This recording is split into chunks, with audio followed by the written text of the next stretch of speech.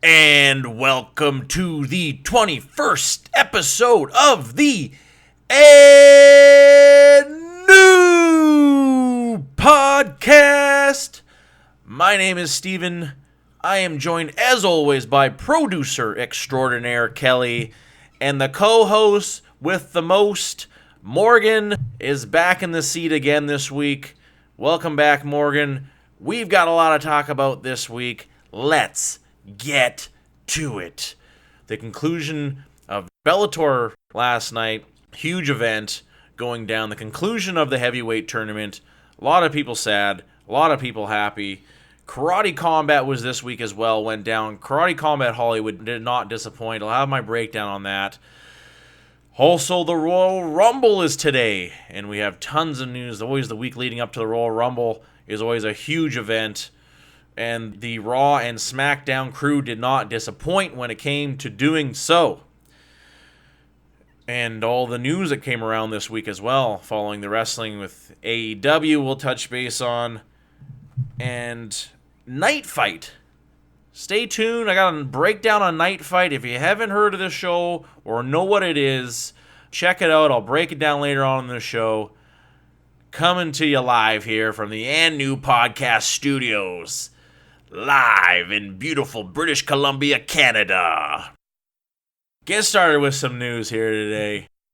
Biggest news out of the week. Slow news week for MMA. I think with just the Bellator stuff, it really wasn't. ONE FC was this weekend as well. It wasn't a great card. They're really doing a lot of undercard stuff, trying to build up their roster, I think, and we'll see what they come. But the ONE FC was quite boring. I checked that out as well. But the biggest news, I think, coming out this week was a lot of Khabib talk. Anywhere he goes now, people are listening to what he's got to say and of who he wants to fight, I think. I think that's the biggest thing. Who is he calling out other than Floyd Mayweather, which is a total terrible idea? He has now brought in 3 people he wants to fight. He has told everyone what he has let Dana know, who he wants to fight. Number 1 is Tony Ferguson.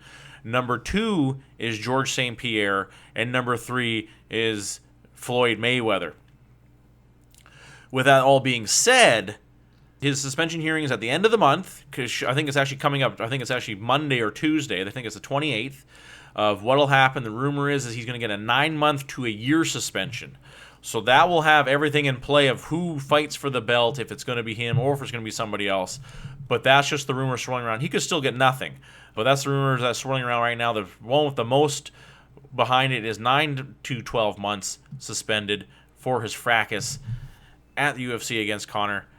I got to ask both you guys, out of those 3 fighters he's picked, between Floyd Mayweather, GSP, or Tony Ferguson, Kelly, who do you think makes the most sense and the fight you want to see?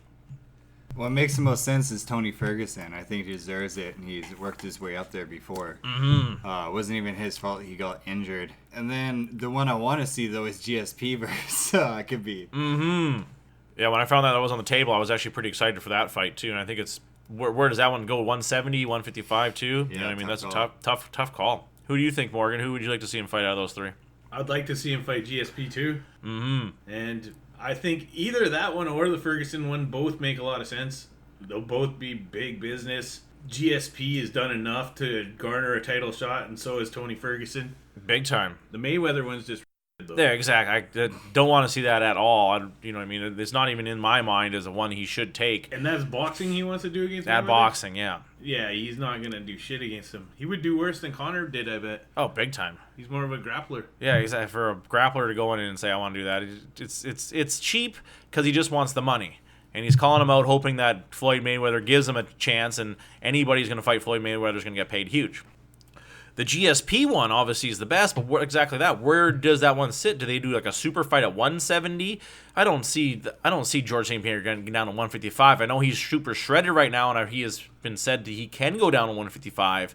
But how healthy would George St. Pierre be at 155 at his age? That's a tough weight cut. That is one hell of a tough weight cut. I think he wants to be a 3-division champ, and he has also said he was big for the 170-pound division, which I don't believe. Yeah, I know. Yeah, and, sizing him up against some taller dudes, even against Dan Hardy, And obviously Carlos Condit, he was small. Nick Diaz, he was smaller. Yeah. I think the only guy that really comes to mind he was bigger is Matt Serra and Sean Shirk, really. You know what I mean?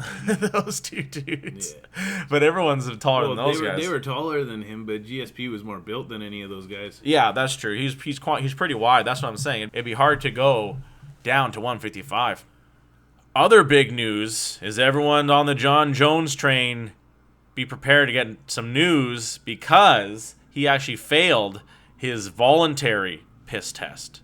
Still, it was a very small, very, very small trace amount, but everyone's saying, oh, he passed all of his piss tests. Hold the phone. He actually didn't.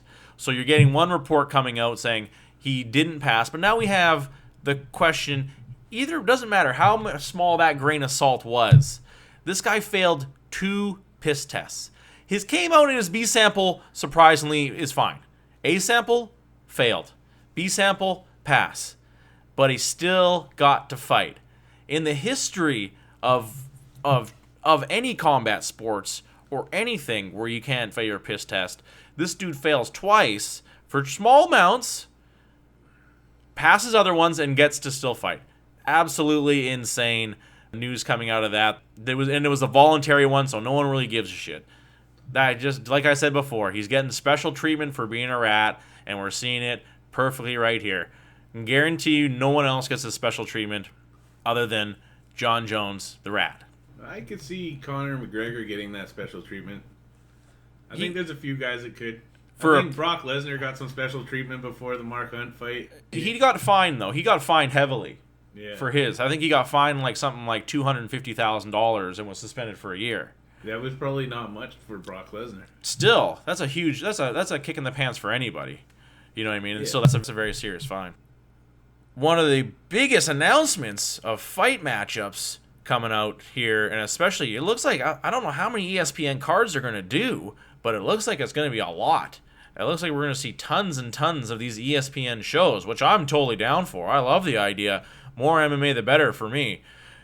But it's going to be Yoel Romero versus Paulo Costa finally in, of all places, Miami, which would be huge. You know, obviously, Romero fights out of Miami from Cuba. You know, there's going to be a massive Cuban following in Florida. And then the Brazilian, which also has a big Brazilian community in Florida, going head-to-head. And there's apparently rumor going to be headlining that fight. It's going to be a ESPN show.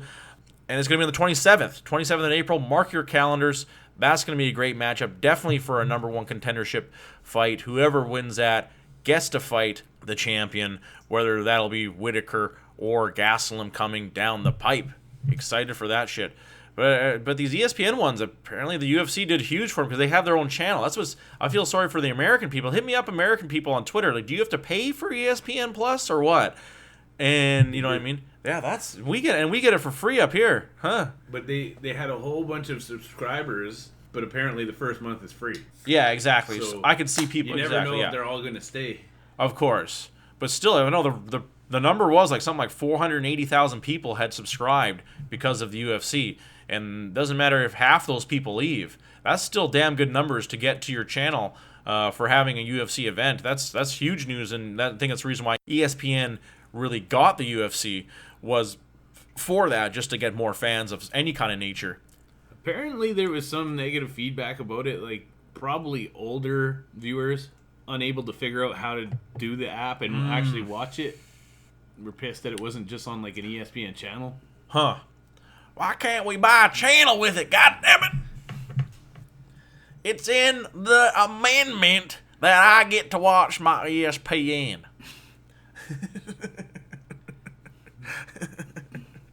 I'm assuming if you're too dumb to figure out how to use the app, you can't figure out how to use a podcast, so fuck those people anyways.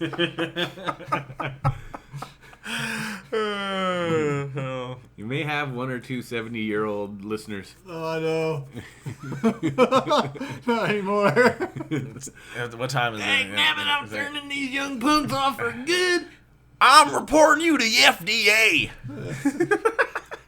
It's nothing against old people. It's just people who can't figure out the app. Yeah, exactly. Take a course or something. Generally happen to be old people. Take a course on how to open apps. This is app opening 101. That could be a course, man. Yeah, I'd do a course for that. I'd send my grandma there. $500 a The head. instructor should be like a 6-year-old kid. That's hilarious. Yeah, that's They know hilarious. all about how to use it. That's true. Just to mock the shit out of them.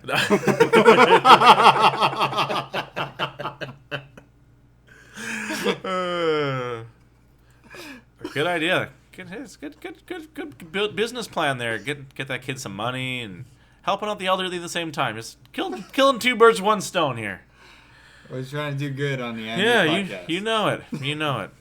It's a podcast for the people. Other big news, they were having a lot of stuff on it last night as well, was the matchup of Rory McDonald versus John Fitch. I'm not sure how John Fitch keeps staying relevant at his age, and really hasn't had that great of a career coming in here. I think he's on actually some kind of win streak, but you know he hasn't really fought the competition that he once did fight. I'm just not a fan of John Fitch. Never really been. And what it was funny, it was like Alliance MMA a long time ago.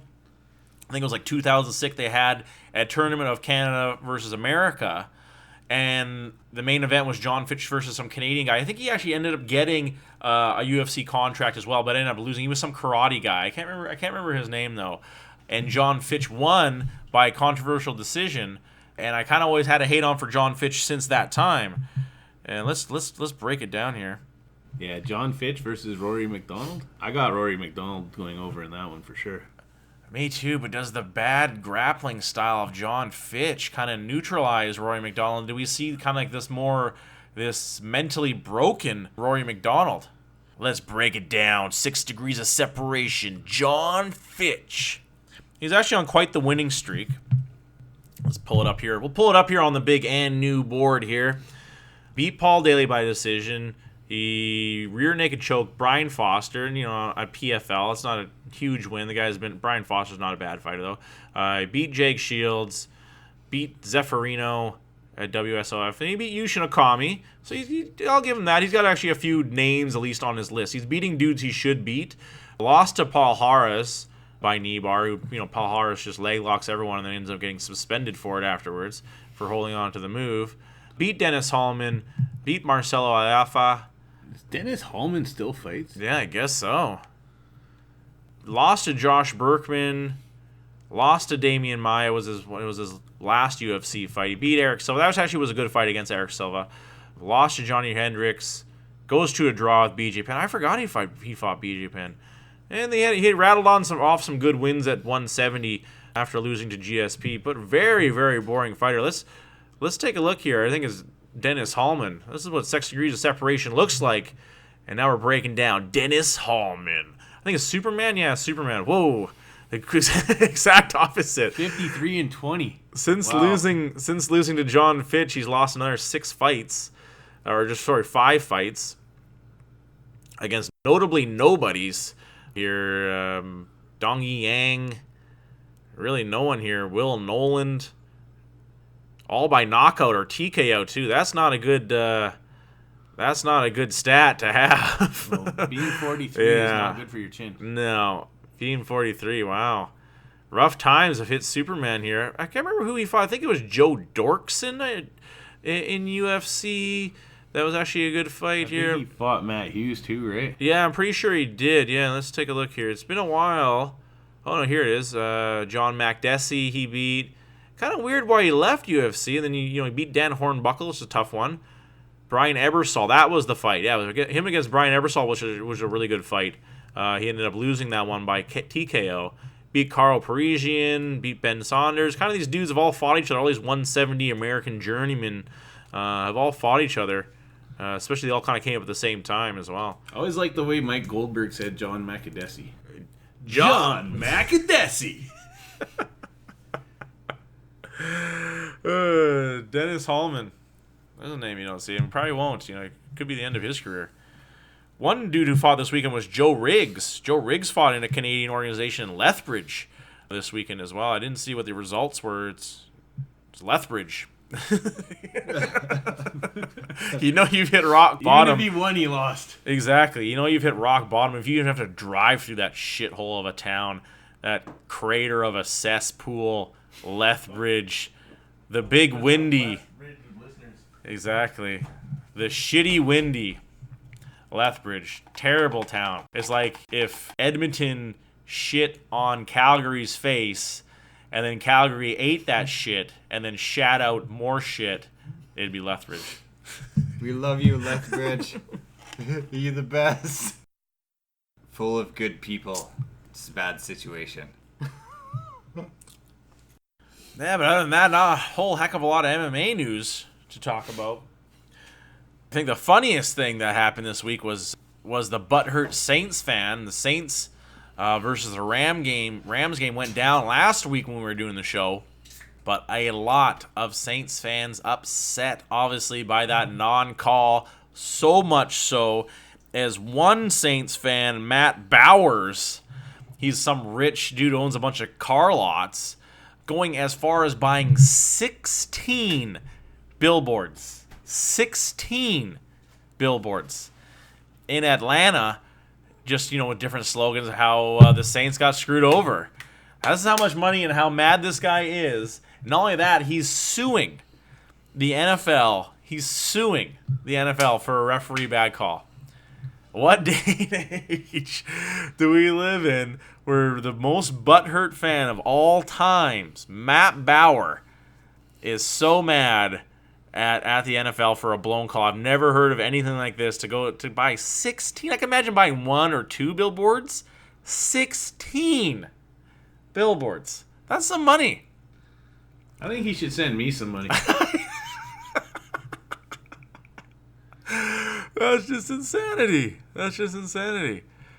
Obviously, it was a blown call. There's no doubt about that. The Saints got screwed over. Hey, that happens, man. That happens in sports all the fucking time. Especially the NFL. It's not the NFL playoffs if somebody's not feeling like they got fucked. Exactly. That was bad, but they did have they had 4 non-calls that were in the favor of the Saints, where they had actually 3 face masks that were never called, and 2 of them were super blatant.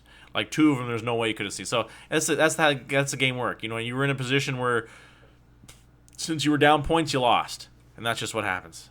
You can't blame on the refs. Put it in the refs' hands. It's like an MMA fight. You can't put it in the judges' hands. But the NFL wanted an LA team in there too. Obviously, it's in LA, right? No. The Super Bowl's in Atlanta. Oh, it's in Atlanta. But still, this is their baby, right? They're trying to make LA, something, because the NFL is coming back to LA. They're going to have the new mega stadium coming up in the next year or 2, I believe. I wouldn't doubt if the fix is in, but either way, they were down by points and they couldn't make it.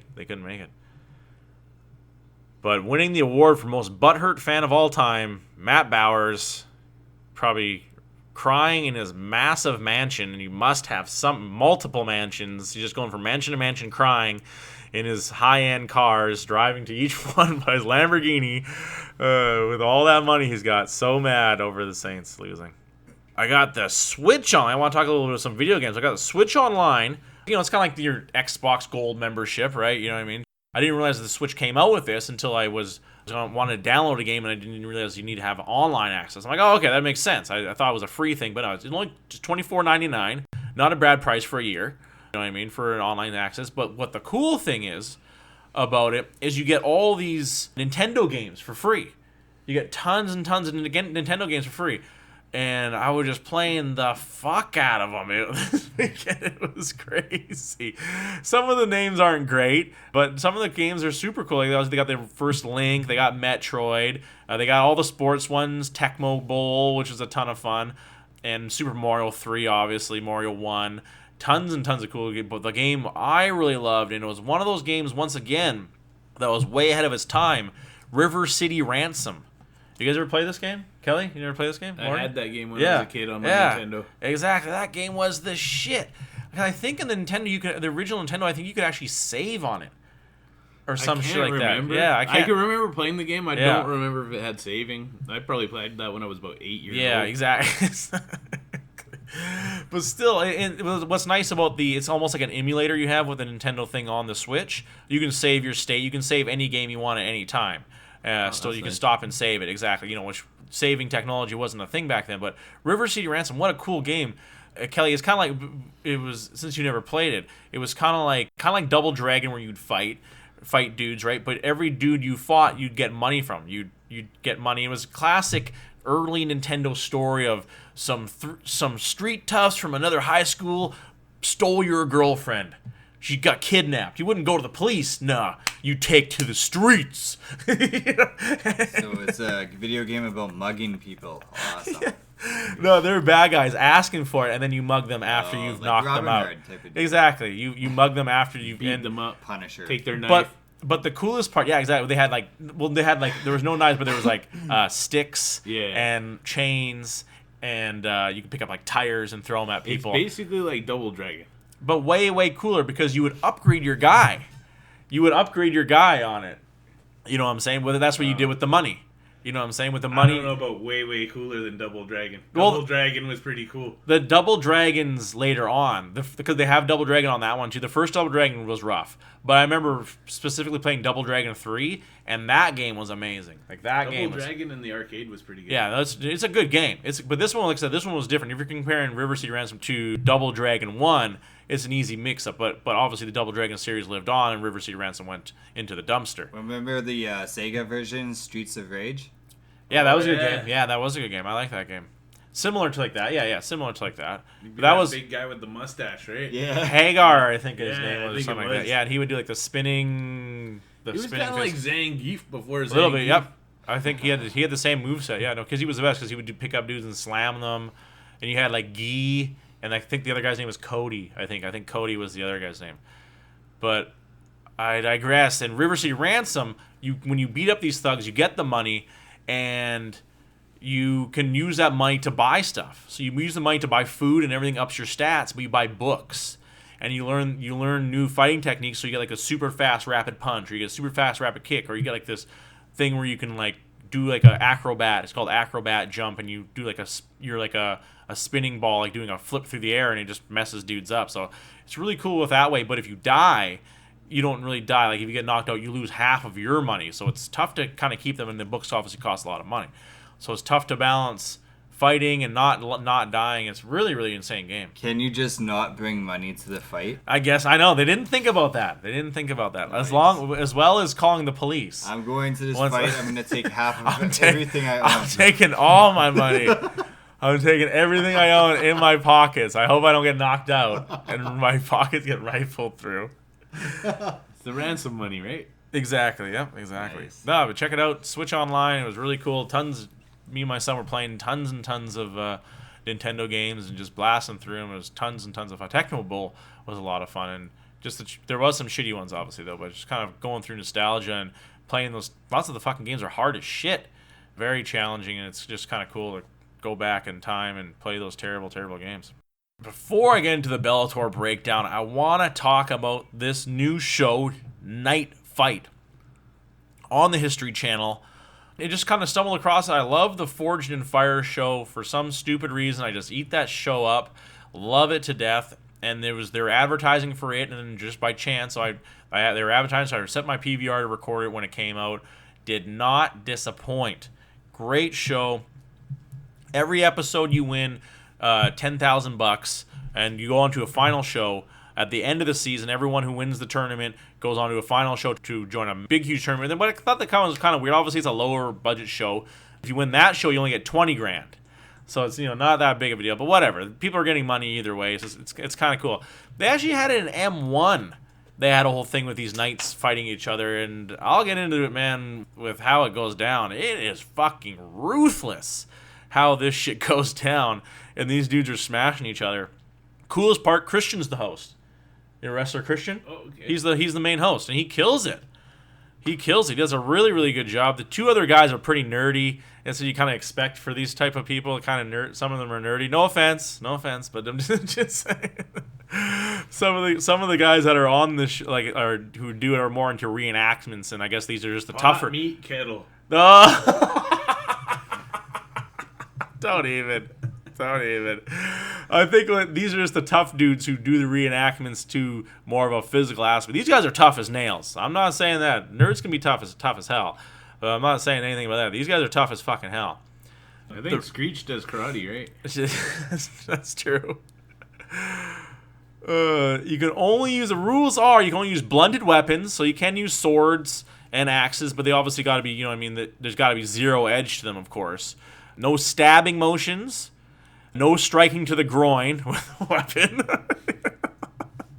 and no attacking the feet or the backs of the knees. And as soon as the dude falls on the ground, that's it. You can't touch him. So you can't, people would get mauled to death. Someone would definitely die if you could hit a dude on the ground. Really cool. And the best thing I loved about this night fight was they had a super smart move. As I've talked about these other organizations like Karate Combat, they gotta have the former UFC fighter, and Night Fight did. They had Gilbert Smith. I think he fought at 185. He was on the Ultimate Fighter too. Shorter guy. He had that hard work dedication thing. Remember, from Colorado? He's from Colorado. Shorter dude. He's a little bit. He's pretty darn weird. So it's a good fit for him. And I'll get to how he did. But at least they have that name. They have that name power of an MMA fighter. And I thought that was the best move that these guys pulled off with that. Great, smart move. And the way that goes now. Okay, so it's a 6-man battle royale. So you do 3 heats at 90 seconds each, and it's 6 guys, every man for themselves. Wow. In a ring, and it's like a fence. So you can imagine it gets fucking nasty. That's like, this dude gets fucking cranked right in the fucking back with this axe. Like, he just gets straight baseball swing on this dude's guts with this axe. It fucking makes everyone drop. They got armor on, of course, but nothing's gonna stop that impact. It sounds like something you'd see at the Colosseum in ancient Rome. Since they're all blunted, people are getting hurt, but they're all getting back up. That's what these dudes are, tough as fucking nails. Like, they're getting smashed though. Like, their helmets are getting busted in. And I was looking at the inside of the helmets. It doesn't look like there's any kind of like cage or like kind of thing that holds it. It's just like metal on your head with probably some leather in between. And these dudes are getting their helmets smashed in too. I'm sure there has been deaths in it. I wouldn't doubt it. I wonder what the concussion repercussions of this sport is. Probably quite high.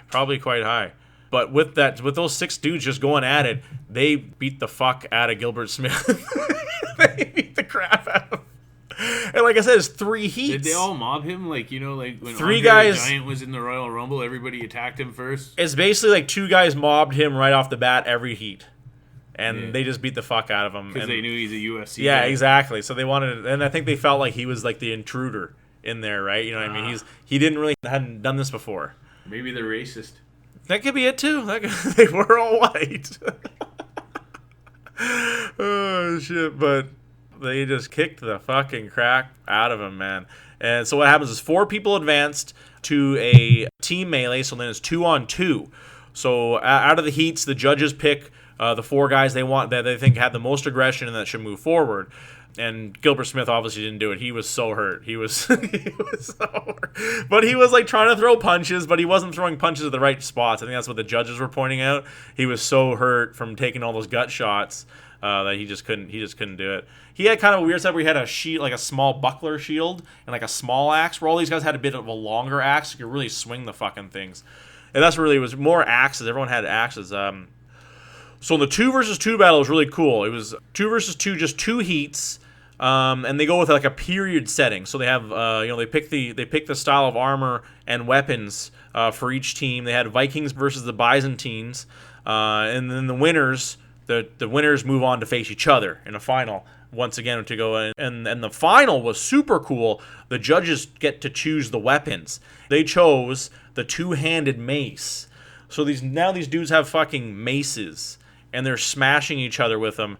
They come out fucking out the gates. The one dude who made it to the final was just a straight killer. This guy, he was a good sized dude, and he was just ruthless. He was quick, super strong, and he had no problem with smashing somebody else with a weapon.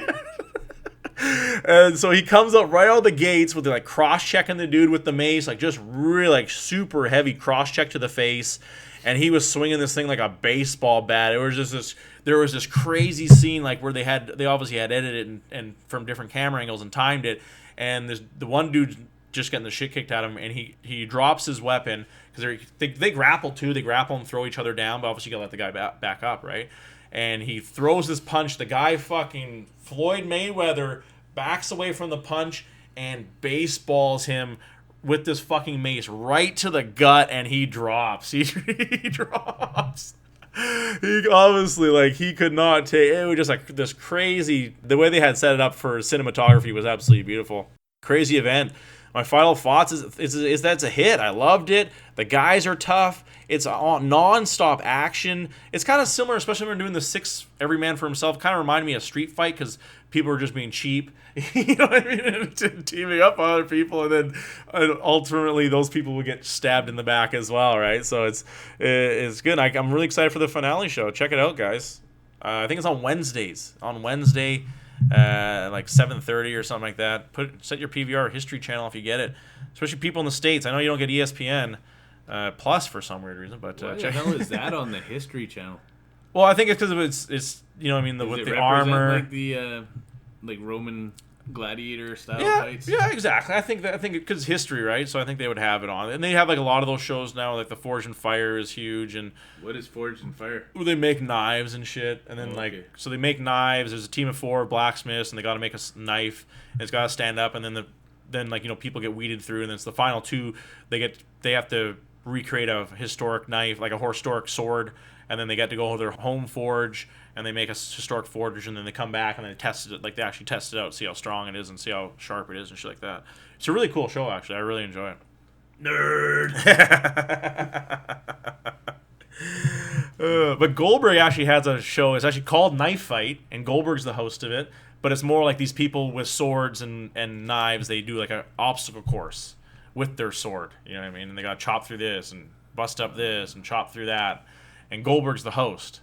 So History Channel loving their wrestlers as hosts. You know what I mean? Well, Edge is on that Viking show, and I think. Oh yeah, he is. Yeah, that's on History too. Yeah, right? That's exclusively to History. Yeah, good call. Huh? Maybe that's how he got in there. Karate Combat went down this week as well. Also, I think it was Thursday was Karate Combat. Odd time for it, but I still managed to watch it. It was weird because I couldn't find the listing, but the day of the listing came up, and I recorded. It was actually a live stream on Facebook. So Karate Combat, just throwing it out there, letting anybody watch, which is a great move to do. Really, who's going to pay for Karate Combat, really? You know, who's going to drop down, even $10 for a pay-per-view? You know what I mean? Anybody here? Kelly? I'm good. Yeah, exactly. I think it's on Fight Pass, right? I got on Fight Network is where I watched it. But it's on Fight Pass as well. I don't know, is it? Yes, it is. Oh, okay, yeah, exactly. So that's exactly. So you can, there is places you can get, at least, it's an add-on for the Fight Pass to help with that. And really good card once again, coming out of Hollywood. But it was a very, very good show. Another great night for Karate Combat. I think what we're seeing on this one is we're seeing a higher level of competition, and then also a lot of the amateur stuff, which karate is all about. You get these dudes who just own these gyms. They're tough dudes, and they can fight, but they don't really get into a ton of fights. I think that's what you need. I think that's what we saw here is a few of their big names where you could see everyone they were saying had done some Muay Thai training just to help them out in more of that street fight style mentality, where karate is obviously their background, but just helping them out to be able to throw punches quicker and at different angles. I think that's the main thing. Machete was awesome. Did you guys catch it? Did you guys catch Karate Combat? That was pretty good. I didn't see it. Machete really did a good job. He was really cool as the fighter announcer. Like, he announced the fighters, and fighting out of the blue corner. You know what I mean? He was cool. Yeah, he was super cool. Super cool, distinct voice. Lucha Underground. Just the fact that he'd be sitting in the audience was cool. Gave it some cred, like you turn it on, you're like, oh, who are these guys? Oh, Danny Trejo's in the audience. It must be cool. Yeah, exactly. Yeah, Machete's there. I'm going to check it out. Exactly. No, it'll definitely help them out in their first season, that's for sure. But he was great. I think more celebrities, the better for these guys. I think that's definitely a huge plus for them, bringing more celebrities. They had a lot of celebrities in the crowd. They had the bad guy from the Cobra Kai guy. I think it's like Charlie Cade, I think is his name, in the crowd. I don't know if they should have interviewed him. He seemed a little bit sloshed, just a little bit. I can't blame him, you know what I mean? But maybe they shouldn't have interviewed him because he seemed a little drunk. It's okay. I would have been way more drunk than him if I was there. But it was cool. They had a lot of celebrities there. They had a much bigger crowd. It was at some nightclub. That's what was crazy about it. So it really still had that blood sport feel because they're fighting in a nightclub this time. I thought it was so cool. Were people dancing in the background? No, but it was kind of like a 2-tiered, almost like a 3-tiered nightclub where they had the ground floor, and then in the background they had a second and a third floor. You could see people back there. It was quite loud. There was a lot of talking and stuff like that. Like a scene out of like something in like that Arrow TV show or Gotham or something like that. It was like similar to that. Going on in a nightclub, bunch of badass people hanging around. Yeah, it was similar to that. It still had the Bloodsport feel with that. They had the the crowd right around there. Like I said, it was a much bigger crowd, which I thought was kind of knocked on the exclusiveness of it, but I still really enjoyed it. Maybe only the bottom row had tickets to see the show, and everyone in like the standing up above just kind of went to the nightclub, I guess, just to fill the background as Hollywood would do. But they were another hit of a show, and I really, really loved it. The crowd feel was super cool. Didn't lose it from the exclusiveness. I love the international roster. They really do a great job with that. And I think that's what karate is all about, is a very international, from coast to coast to coast. Whether you believe in a flat earth or a round one, it's everywhere is karate. And we saw it here. Spain, Serbians, French, and the African American immigrants, those guys are the coolest. They have the one dude, Black Magic. I think they're both actually from New York, but one guy, I believe, is from, I think he's from Nigeria. No, it's not Nigeria. He's from Cameroon. And the other guy is, I think he's one of their best stars that they've actually homegrown. He's from Egypt, and he's also from New York. He's got a really cool story. He's just a mechanic by day. He teaches karate at night. And then here he is. He's an amazing fighter. Really, really quick fighter. All the way from having African immigrants to a fucking Scottish scientist was fighting on this in karate. And could you guess if he won or lost? The Scottish scientist? I'm gonna guess that he won. Wow, no, he lost. It wasn't. He didn't look terrible. He didn't look terrible though. He had a PhD in like cell regrowth and like marine animals. He had some crazy ass PhD. Apparently he wasn't a fight scientist. What was that guy's name on the old Pride podcast? Fight scientist? I can't remember what the fuck fight is. Professor. Yeah, what the hell is Steven something? I think his name was. It was Steve something. Yeah, and I can't remember what it was. It was you. Oh, I wish. That guy looked like Skeletor. I'm good on that one. He kind of looked like the guy that played the Green Goblin in the old Spider-Man movies. Stephen Quadros. Quadros, yes. Yeah, I don't know why you don't see him anymore. Weird, because he was really, really good at calling fights. Yeah, he was a good color guy for sure. Him and Morrow. What I do like about what the Karate Combat's doing, it wasn't the greatest card. I won't break down all the fights. I want to touch base on the science shit they do. Speaking of scientists, they do have a lot of cool stuff like genetic profile stats. Like they test out these guys, see if they're gifted or they're not gifted in certain strengths and a lot of these dudes are gifted at their strengths and shit like that. So I thought that was kind of cool. And they do in-fight stats like punch speed and heart rate. So these guys are hooked up to something that's always monitoring all this shit all the time. So I thought that was kind of a cool little thing. They're going with using as much technology as they can in the fight, and it's kind of just something new and something interesting. They didn't really touch base on it a whole hell of a lot, but they should have used a bit more of it because they only kind of really touched base on it with a few fights. And I think if they would have pulled those stats up mid every fight, I think it would have been really cool to do. Saw a little bit of everything: amateur fights, controversial split decisions. There was one fight with both these dudes gassed out right off the bat. That was a terrible fight. The main event was a bit of a disappointment. But most of all, there was at least a few KOs. And that's what we see from Abdallah Ibrahim. This is the dude. I've seen him 3 times now on Karate Combat. He's from Egypt, fighting out of New York. Really, really quick striker. And he had another quick night here with a 30-second knockout of his opponent, a very tough guy, and the American Kevin Walker. And it was a crazy, finished him in a minute. 1 minute knockout, high kick too. And then just followed up with some crazy ground and pound. The referee made the right stoppage to stop the fight. This guy was just turtling and just getting the shit pounded. He was getting, as Boz Rutan was saying, he was just jackhammering him. Next event's in Brazil, lightweight tournament for the golden belt. Now, I thought someone was supposed to win a golden belt on this show, but it didn't happen. So I guess the golden belt thing is going to be next weekend with whoever wins the lightweight tournament will get a golden belt, and we'll finally find out what this golden belt is all about. Yeah, we gotta check it out next time. Check it out next time, guys. Fucking Karate Combat really, really did it. Brazil, I'm excited to see what happens in Brazil, how crazy the crowd is there. Got to touch base on the guy who did win his fight. What the heck was his name? I can't remember his name, but either way, he put on a good show. He was really their guy, but he's actually the striking coach for the Pitbull camp for the Patricky brothers, and surprise, surprise, this guy's nickname is also Pitbull. So it was kind of cool with that, and he will be in that lightweight tournament in Brazil. Going down. When did I mark? I don't know when that one is coming down. Yeah, I can't remember when it's coming down, but that's going to be there. Only the date has been announced, but it has been announced that it will be next in Brazil. I can't imagine what kind of cool place they're going to go to down there. I think that's what always the intrigue of it. But man, what I love, if they came here, I would love to get fucking tickets for that. That'd be the coolest shit. Hit us up, Karate Combat people.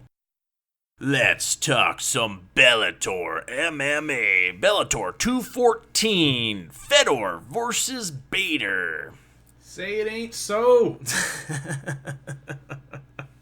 It wasn't the greatest card for a belt. Did you check it out? How many fights did you watch, Kelly? I watched like the last 4 fights, I think. Oh, okay. Yeah. I watched the whole thing. It was pretty good. Yeah. I was even saying that the undercard wasn't that great of an undercard. Oh, I didn't see the undercard. Me either. Yeah, me either. I saw the first fight, Adel Altamimi. That was pretty cool. And then before the fight, they were talking about how he was in Iraq and he got attacked by the Al Qaeda and taken hostage with his brother and his cousin. Oh, I did see that. And he watched both of them have their throats slashed in front of him and killed. And they had a knife to his neck and were about to kill him. And the U.S. Marines came in and saved his life. So from then on, he kind of committed himself to the U.S. Marines because of that. And nice. It was a great fight. It was quick. He took the guy down in a front headlock. He transitioned into a Kimura and then eventually transitioned it into an armbar and won. And Chris Pratt, Star-Lord from Guardians of the Galaxy, I guess he's buddies with him. So he came into the ring and celebrated with him. Was standing there during the post-fight interview. Maybe they trained together cool. or something, because wasn't Chris Pratt in wasn't he in the Sniper movie or some shit like that? Maybe that had something to do with it. And I think he's from L.A. too. Oh no, I think you're thinking of not Chris Pratt, the other guy. The guy from The Hangover was in the Sniper movie, wasn't he? Oh, maybe you're right. Yeah, you're right. Yeah, you are right. I can't think of his name right now. Yeah. You're the movie guy. Yeah, but he's in another movie right now too. Right yeah. now. He's a big Philly fan, too. Keeping you up to date on movies on the new podcast here. Plus, he has a great beard. Strong beard game. Bradley Cooper. There we go. Bradley Cooper. Yeah, Bradley Cooper. He's also Rocket Raccoon. Oh, yes. In Guardians of the Galaxy. I think he was in some kind of... I think Chris Pratt was in some kind of SEAL 6 movie or some shit like that where he was... I can't remember. Either way. All those big athletic white movie star guys have been in that kind of movie. Exactly. Let's break it down. I have no clue who this dude is. Let's break it down. 6 degrees of separation. Adel Atamini. Kyokushin is his nickname. Cool nickname. He's 29. Fighting out of L.A. Kelly is right. He does have a good beard. 8-5. Not the best record. But this is actually, surprisingly enough, this is his first Bellator fight and comes out in great fashion, arm-barring Brandon McMahon. He lost to Juan Archuleta, I think, who was also on this card. No one really... he beat Bobby Sanchez in King of the Cage. No, other than that, he hasn't really fought. Looks like he's just been hanging around obviously the lower divisions. Maybe he's obviously a Marine and shit. He must be quite busy with all that work. But cool, super, super cool story of a guy. That's what you want to hear. You want to have people get invested. They aren't all just these brain-dead idiots that fight because they had criminal lifestyle or something like that. It was a cool story coming out of there. Kyokushin, cool nickname too. I like that. Yeah, Juan Archuleta did fight. Yeah, he beat Ricky Banderas. He was on the fight above that one. That wasn't a bad fight. A good back and forth. Those two dudes went to war. The big one, I think, obviously, with all the wrestling fans out there, Jack Swagger, coming out, and they threw him a bone. And obviously, the guy had never fought professionally MMA before. Obviously, I don't think he had even had an amateur fight in MMA. Jack Swagger here. He comes out and he does his thing. The coolest part about it was R-Truth coming out and rapping his entrance song. How awesome was that, Morgan? That is super, super cool. That was really cool. Ron Killings coming out, Kelly. He raps when he comes down to wrestling, but he was a huge rapper. I think he was actually a rapper before he was a wrestler. He's opened up for Tupac. He's opened up for Tech 9. And he's a wrestler, full-time wrestler. And he's in his 40s, but for him to come out and to open up with a song, I thought it was such a nice touch. 2 wrestlers helping each other out. This is in California, so it's not too far from Arizona. R-Truth can obviously get on a bus or drive over to the Royal Rumble. I hope he's in the Royal Rumble. He must be. I know this roster is going to be stacked, and some people are going to make it. Entrance. Oh yeah, what am I talking about? Yeah, exactly. Of course he's going to be there. Exactly, he's the 30th entrant to the Royal Rumble. Great number for R-Truth to join in, and I hope he gets a play. Obviously, he can say what's up and do his electric slide, and kick some dude and throw some dude out. I hope he gets an elimination and not eliminated right off the bat. I hope so, but I could totally see them having him like get mugged on his way to the ring or something stupid. That would suck. Good win for Jack Swagger. Coming out, getting the arm triangle. It was a weak one, and that guy obviously had, you could tell by his build, he wasn't the toughest looking dude. I think he was 1-1. I think he's 1-2 now. But still, that's what you want. You just got to get him in there, get the jitters out, the big lights. One thing I did think was weird, and we talked about it last night, Morgan, was the "We the People" thing. Did you notice that, Kelly? Him doing that? We the people. Because that's what he did in wrestling. That was his thing in wrestling. I guess nodding doesn't work in a podcast. My bad. Oh no, you didn't. But that's what he does. Because that was his gimmick when he was in WWE. He was like a Tea Party guy. In his later career, he was like this Tea Party guy, and he was like both the people, and he didn't like immigrants and stuff like that. So he should have brought Zeb Coulter with him. Terrible. And his rascal. Yeah, maybe. We're all immigrants. No, exactly. No. But it was just his angle. But I think now it has turned into like people just being more proud to be American. So he was using it in the ring. I thought it was maybe a bit of a weird move, but I guess if he wants to reach out to people and have that back and forth, with the fans of getting the crowd. That's what he wants to do. He wants the whole crowd to do it with him, right? Like they did in WWE. And I think you get that behind you. That helps out with your mentality of having that little bit of a adrenaline rush from having the crowd just chant with you type shit like that. I liked it. I don't like when the wrestlers go into like an MMA organization and like totally disregard their wrestling persona. No, good call. Yeah, I just thought it was weird. I thought he'd go just be more serious. I wasn't opposed to it. I just thought it was a little bit weird. But I liked him doing that. I hear what you're saying. R-Truth come out to the ring rapping. Yeah. Oh, that was the icing on the cake. He looked shredded too. I don't think he was that shredded when he was wrestling. No, he looks like a beast at that. Maybe he looks a bit small maybe for heavyweight. I'd have to see how he matches up, like size up. I don't think he looks that small. Guy's like 6'4" and like 260 pounds or something. Oh, I'd like to see how he sizes up against like like the likes of Czech Congo or something like that. You know what I mean? Maybe. I think if he can get into a wrestling match with Czech, he'll own him. But striking, we haven't really seen what he's got with striking, and I would assume that because he was an amateur wrestler and then a pro wrestler, he probably doesn't have the greatest striking, I would think. Of course. He came in and ate some shots and had no doubt about what his game plan was just to take the dude to the ground, and that was very smart of him. Don't mess around with anything else. Just take him down and be done with it. Play to your strengths. Of course, It's always frustrating when you see a great wrestler and he's in there losing because he's trying to stand up with a guy. Exactly. No, I couldn't agree more. Terrible move to go with, but huge win for him. Can't wait to see who do you think he fights next? I don't think probably be some other guy we've never really heard of. Yeah, exactly. That's what I would assume. They're gonna have to give him about 4 cans. 4 cans. 4 guys are right around the same thing. 1-1. Well, especially because he didn't have amateur MMA fights. Exactly. So, yeah. You got to kind of give him guys that are similar caliber to amateurs. Exactly.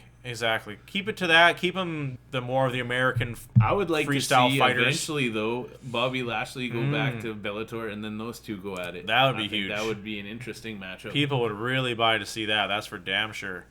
Oh man, that would be great call on that one. A huge matchup. Maybe we even see down the road, much farther down the road, maybe a Brock Lesnar fight. You know what I mean? I think that'd be kind of cool too.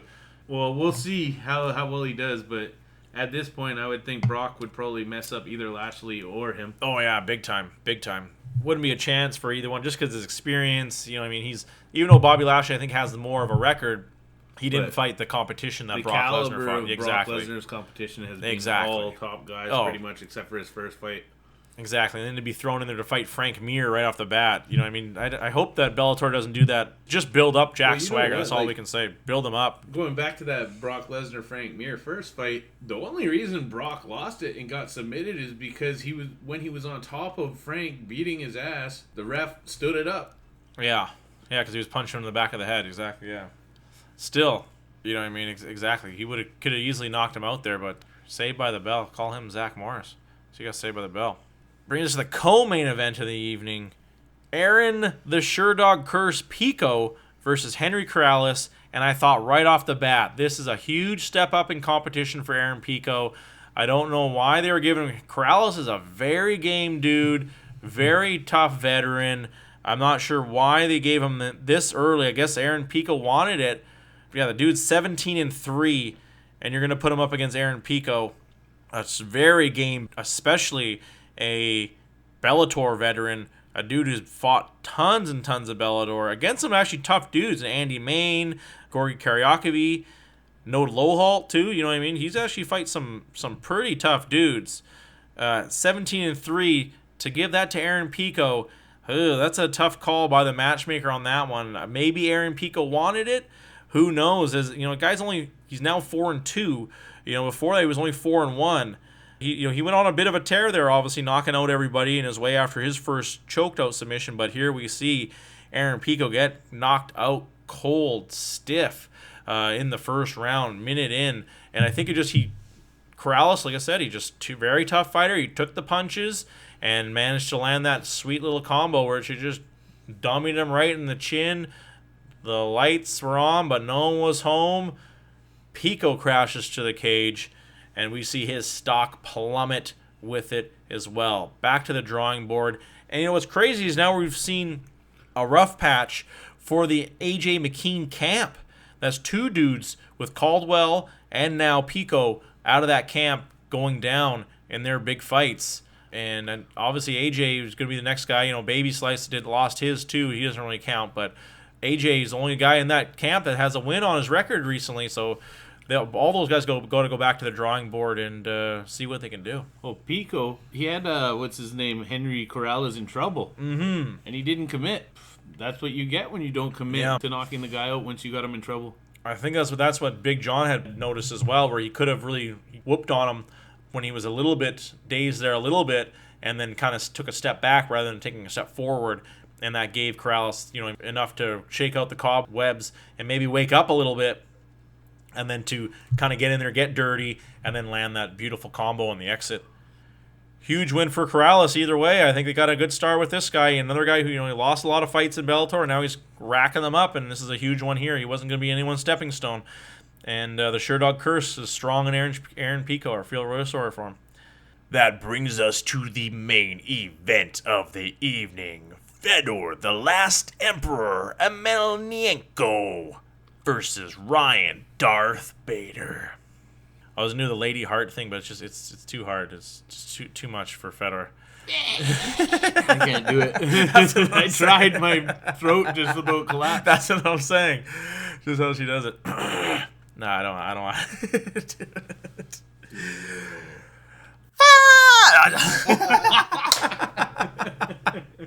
It doesn't go there. That's what I'm saying. It doesn't with the Fedor. It doesn't go there. Tough go. Sad day for Fedor fans. Huge feather in the cap for Ryan Bader. He gets a mega win. It was sad. It was sad. Like we talked about last night, Fedor needed to come in with a bit different strategy. He always comes in with his kind of that dance around feeling with his hands at his waist. But I think with your chin that bad, at the age you are, against a guy who had just tagged a bunch of other people the same way, you had to come in there with your hands up. I think that was whoever was in his camp saying, come in with your same old. And it did work for Chael Sonnen, and it did work for Frank Mir, but he did get dummied by Frank Mir a little bit too. Tough, sad day for Fedor, but I think we really got to praise Ryan Bader. UFC cast off, moves over to Bellator, and now becomes their two-division champ. Champ. Yeah, champ, and Ryan Bader, and it's good. It's a feel-good story. I never really disliked Ryan Bader. He kind of, when he first started after his TV show, he was a bit slow. I think the problem with Bader, people don't dislike him or like him. Mm-hmm. They don't give a shit about him. That's the problem, exactly. He makes the crowd go mild, and I think with this, at least he can get paid, and I think that's good for Ryan Bader. He's a good fighter. Yeah, he's been a good fighter, and I think he's really proven it in his Bellator run where he's just beating up everyone they put in front of him. And here we see him winning a tournament, the heavyweight tournament, Coming in, I would almost have to think he would have had to been an underdog. Obviously, he changed everyone's mind when he knocked out King Mo, and then to beat Meathead. I think he was actually the odds-on favorite at the beginning. beginning. At the beginning? Oh, okay. I think I'm just saying, like, if you're looking at all the dudes, I guess I think Meathead would have been my favorite. Meathead was up there too. Yeah, exactly. But I think Bader was actually a little bit favored over him. I could see it. No, I'm not disagreeing. I could definitely see it. But I'm just saying, if I were to look at that lineup, I would think Bader would be in the middle for me, like like everyone treats him. You know what I mean? I almost like, as much as I knew this was very good possibility, Fedor getting knocked out quick. In my mind, I thought maybe Fedor could pull it off because last time Bader was like looking really impressive when he was younger. He lost to Tito Ortiz, who was kind of older and not really washed up, but not in his prime either. That was a pretty convincingly quick tag and then submission, right? Yeah. Yeah, I think anybody could have got caught by that. Exactly. Yeah. Glover That's what I was Teixeira thinking. had the same thing too in his fight against Glover and Ryan Bader. They had the same thing too, where he had tagged him really hard and they had a good exchange. But I thought maybe Fedor would have went a little bit smarter, but obviously I don't think he was ready for that speed. Fedor's always had that like cockiness about being willing to take the other guy's hardest punch and then do something. Yeah. I think once you're his age that he's at right now, that is a really bad plan. He's not in his 20s or 30s anymore. No. He's like 40 now probably, right? Exactly. And I think should have been, when he got tagged by, remember when he was fighting Meathead and they did that double knockdown. You know what I mean? That was kind of bad, and because it really wasn't. It was just more like a real stiff punch, and I think that's kind of what we saw. You from that camera angle, when you first see it, it's like, oh, I mean, he barely hit him, but you see that from the camera angle, and Bader really whapped him. Bader really cranked him with that 1-2, and I think it caught Fedor off guard. He did not expect that punch to come in so fast, and I think he tried to get his hand up, but it just wasn't in time. And I think it might be time, if Fedor does continue to fight, for him to be a bit realistic and maybe cut down to the 205 division. I'd like to see that, yeah. He used to survive the hits from these big heavyweights, but it doesn't seem like he is no more. Maybe going down to 205 would help him with that. Yeah. He might still get his ass kicked there, though, right? And to add to that, I think the heavyweight division's right weight class for Ryan Bader. Really? Wow, I see what you're saying. He's big. He is a big guy, and he fits he looked pretty big next to Fedor when they faced off. Maybe it helps him out too, because maybe the 205 weight cut. He has to. Because he still had some knockout power at 205, but more he was more grappling dudes, and we're seeing at heavyweight he just one punching everyone. And he has the speed at heavyweight. Yeah, that's a great point. Yeah, and that's to even say we saw that in full display with that punch on Fedor. Like I said, unless you saw the slow motion replay, it didn't look like much. When you see that slow motion replay, he smashed him right on the fucking chin super quickly. Yeah, good call. And I think Bader deserves to get paid. Bottom line, and I think that's what he's trying to be a smart businessman now. He's a little older than he was, and I think that's what he's trying to do. He's trying to use these two belts, obviously, to get much more money from either Bellator or UFC or elsewhere. You know what would be really cool? DC versus Bader, champ versus champ.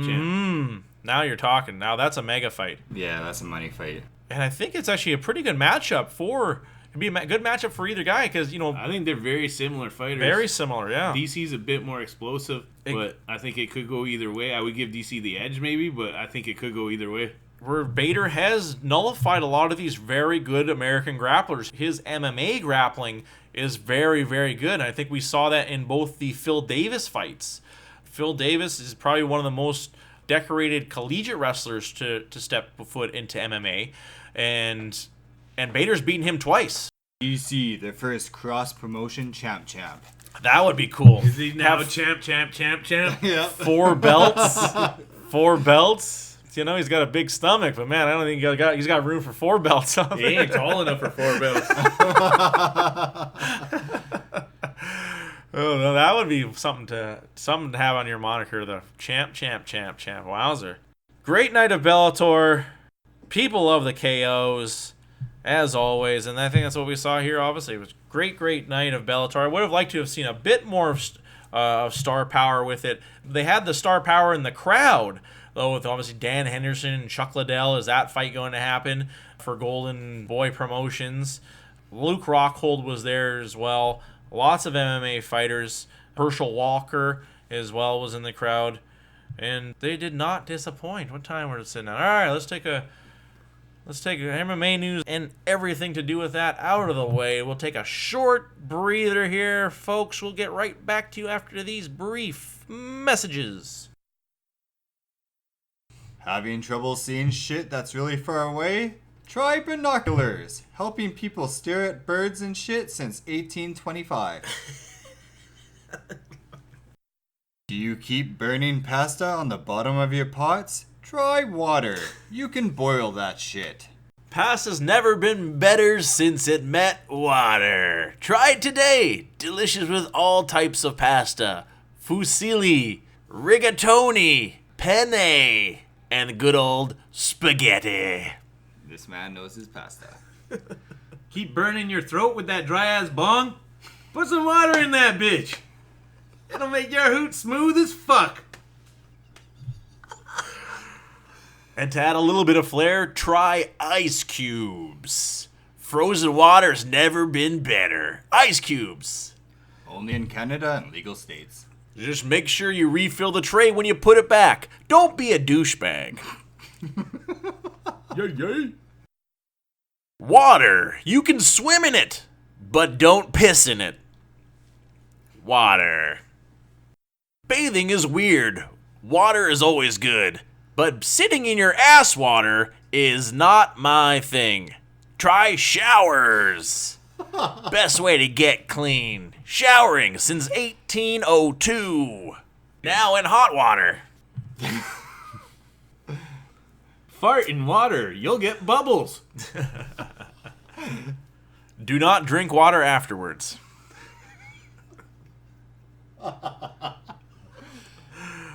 Shit. Go to your local swimming pool. It's filled with water and other people's scabs. Nasty. Water. Toilets would suck without them. Flush that shit down. Today, water. Imagine having an outhouse in your house. That'd be Nasty. impossible. Gross. Inner outhouse? Ew. My inner outhouse reeks with that emotion. I just dug a hole. Exactly. Yeah, because I want to save on water, man. Ugh. People must have had it done that back in the day. Or you still have an out. It had to be outside. Yeah, it'd have to be outside. That's too disgusting.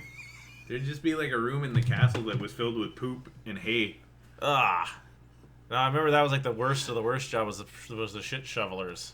Honey, can you throw this shit out the window? Oh, the shit pot. Yeah, exactly. Ugh. Well, those guys that shoveled the shit must have always got diseases. Guaranteed. Talking shit on the new podcast. Is this still a commercial? Shit, it comes from your butt.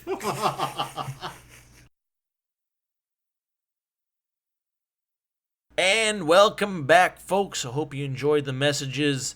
And go get yourself a tall, cold glass of water in the house.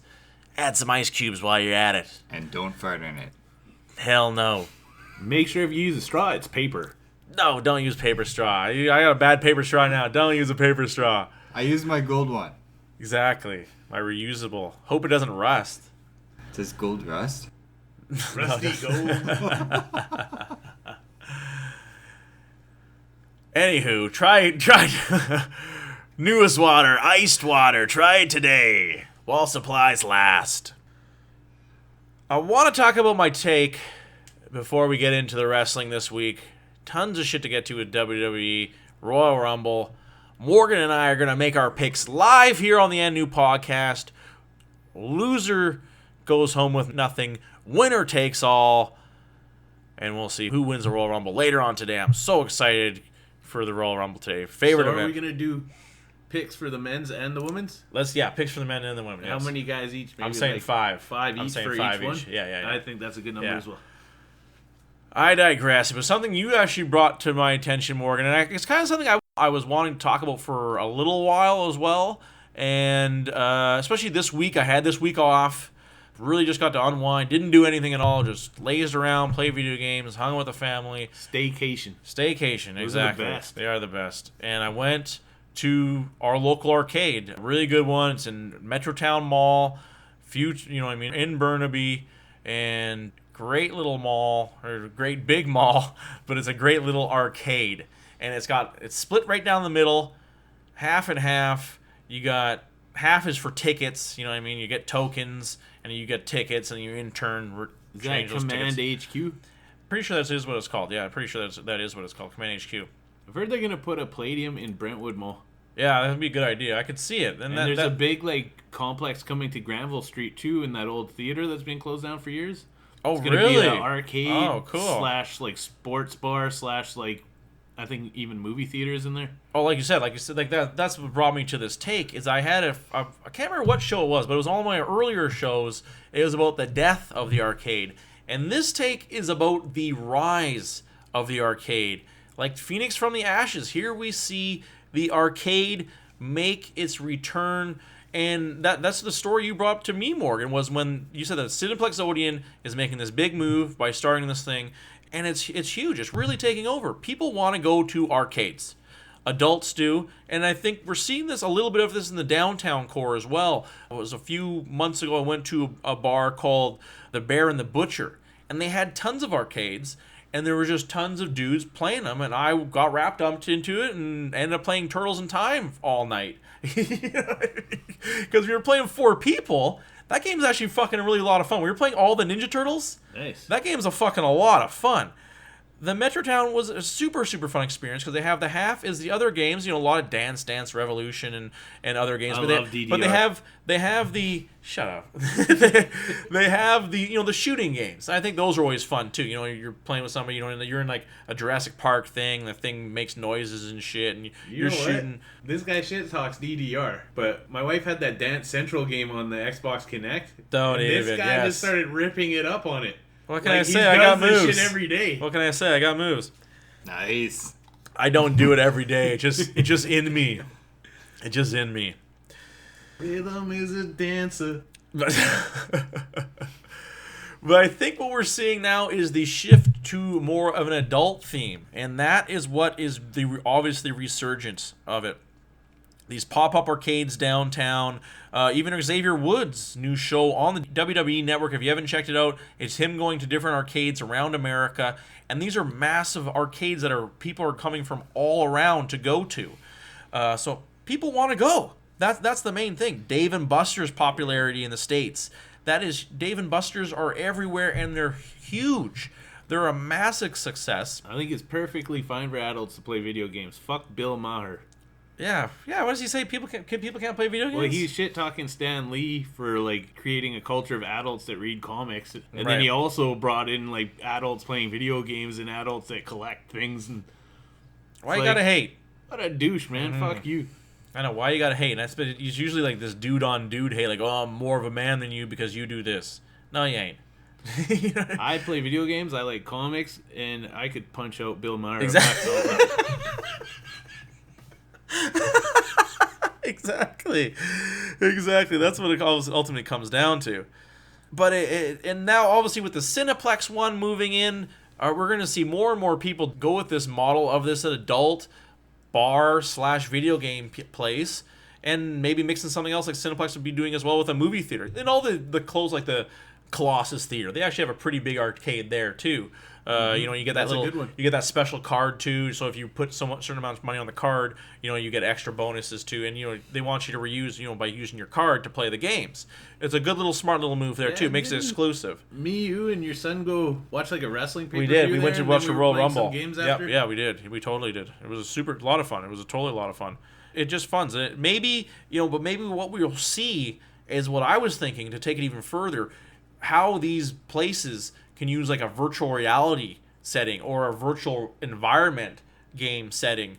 You know what I mean? Where you're in this room and you're doing a VR thing, and maybe you could be doing a VR thing with other people as well. I think that's kind of cool. I think maybe we could see that. People playing football or something with Kinect or something, or playing, a simple thing of golf in virtual reality. Have you gone to any of those VR places? I haven't. No, There's one in Guilford. Yeah, there is one in Guilford Mall, yeah. And I think there's one in Metrotown as well, right? I don't know. I think it's close to the arcade. No. I think that one's just a ride, though. That one's just like a ride you go on. I know which one you're talking about. I think that's one of those 3D rides. It's a 3D, exactly. They used to have those at Palladium. Those were actually awesome. They're not bad. Have a little puff. Go on it. It's pretty cool. Yeah. But maybe more physical games too. Like in these games, there are test of strength games. You know what I mean? How far you can run. You know what I mean? Pushing. You know what I mean? Lifting for all. You know what I mean? The punching one. The kick. You know, maybe make a kicking one where you got to kick something too. You know what I mean? The lifting one's a liability, man. Someone's gonna. That's hurt true. their back. Yeah, that's true. An armbar one. That's an armbar one. Yeah, that's not bad. Yeah, you pull can it set back. at Yeah. different strengths. Yeah, maybe you're right. We gotta go back to the drawing board on that one. Kelly's right. No lifting games. We don't need anyone just going in there. Put 2 tons on there. Why would you even do a lifting game? You could go to a bench press and know how much you lift. That's true. But this is on like a scoreboard though. Either way, maybe like it's some kind of test of strength in some way. But you know, it's obviously with the Dance Revolution, you got to have those. Those are super popular. Like I said, when I went to the mall, we went in the middle of the week, like before 12.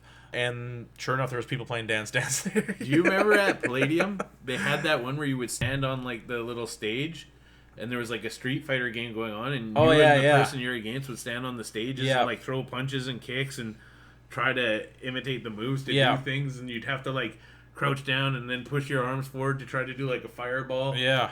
Yeah, I do remember that. It was kind of like almost like it was like a VR. It wasn't like a VR, but it was like kind of like a great idea, but it didn't work as well as it should. It didn't react to your movements as good as I thought it should. But probably because that was a long time ago and they didn't have the technology. I bet they could do that really well now. There you go. That's how you can be active too. Get something like that, like the Kinect, where you got to be active, but it's make it Kinect multiplayer and like with a big screen like that, like in a room or something like that. I think that's how you make it. That's how you make it good. But what it ultimately comes down to with these huge arcades is that people want to play these games together in person. You know what I mean? That's what ultimately comes down to. We've gone too much to this online world of everyone just playing at home on their headset, and ultimately, obviously that's mega popular. Probably more people want to do that than anything. But ultimately, to have it so you can play with somebody side by side, the trash talking, you know, the teamwork in the co-op when it's like that, and you're talking to somebody side by side, nothing beats it. Nothing beats it. And I think when you have it in these settings with alcohol and with food and maybe sports on as well at the same time, I think it really is going to be an amazing knock it out of the park. And the sky's the limit. The alcohol is a good idea so long as people don't get butt hurt when they're losing. Well, I think that was the downfall of the arcade, like back in like the early 90s and the late 80s. Was the arcades were almost a spot where bad people would go. Like people would go to pick a fight, or people would go to sell drugs. I think that's the obviously the reason with the bad moniker of the arcade. But I think it's now with this new trends that we are seeing, obviously with all the hipster bullshit coming up, that these, you know what I mean, it's more of a feel good attitude when it comes to it. You know what I mean? They want to rejuvenate a place. What do they do? They bring the hipsters in, right? I remember when I was a kid, arcades were starting to get greasy. You'd be almost like scared to go to it when you're 12 years old because all these like 17, 18-year-old like guys selling drugs and going around trying to jump people. Yeah, for exactly. Their quarters and Yeah, stuff. exactly. Or your shoes or your hat or some bullshit like that, right? But maybe they can turn it around. I think that's the sky's the limit when it comes to it. The market it's going to attract is going to be the casual person. You know, maybe they don't really play video games, but hey, they're out here having fun. You know, I got a fucking card to swipe and just play whatever game I want to play with my buddies while we drink. To the hardcore people, when it comes to it. But like I said, obviously you need that drinking setting, that pub setting. You get the kids out of there. So it's more of adults. We see that at wrestling. We see it at all these events. The adults are the ones who are there. Kids are obviously going to want to be there as well, but this is more of an adult setting. And I think the rise of the arcade is upon us, people. We should just bow down to our neon lords right now and give away our quarters. I like the card thing, though. I think I like the card thing where you get like a kind of a membership thing and a card thing. I kind of like that. And then if you have a card, you get more bonuses or whatever. Like I said, you get a reward program for having your card. That was the best way to do it. That is the best way to do it. I remember having to get tokens at the arcades back in the day. Yeah, exactly. That was annoying. You'd have this big pocket full of tokens. Yeah, exactly. The Command HQ, I got to come prepared. I have big pockets for that, but. They got a good mixture of everything too, like the claw games, classic claw games. You want stuff like that. They're a total ripoff, but actually my daughter got stuffed animal for one, so that's all she wanted to play. When we came to the money, I split it. We did half our money at the ticket game, half our money on like the actual loony arcade games. Everything's $1 in there. It's obviously not cheap, but we had a blast. Check it out, Command HQ down in Metrotown Mall. Super fun. Let's talk some wrestling. So hyped for the Royal Rumble.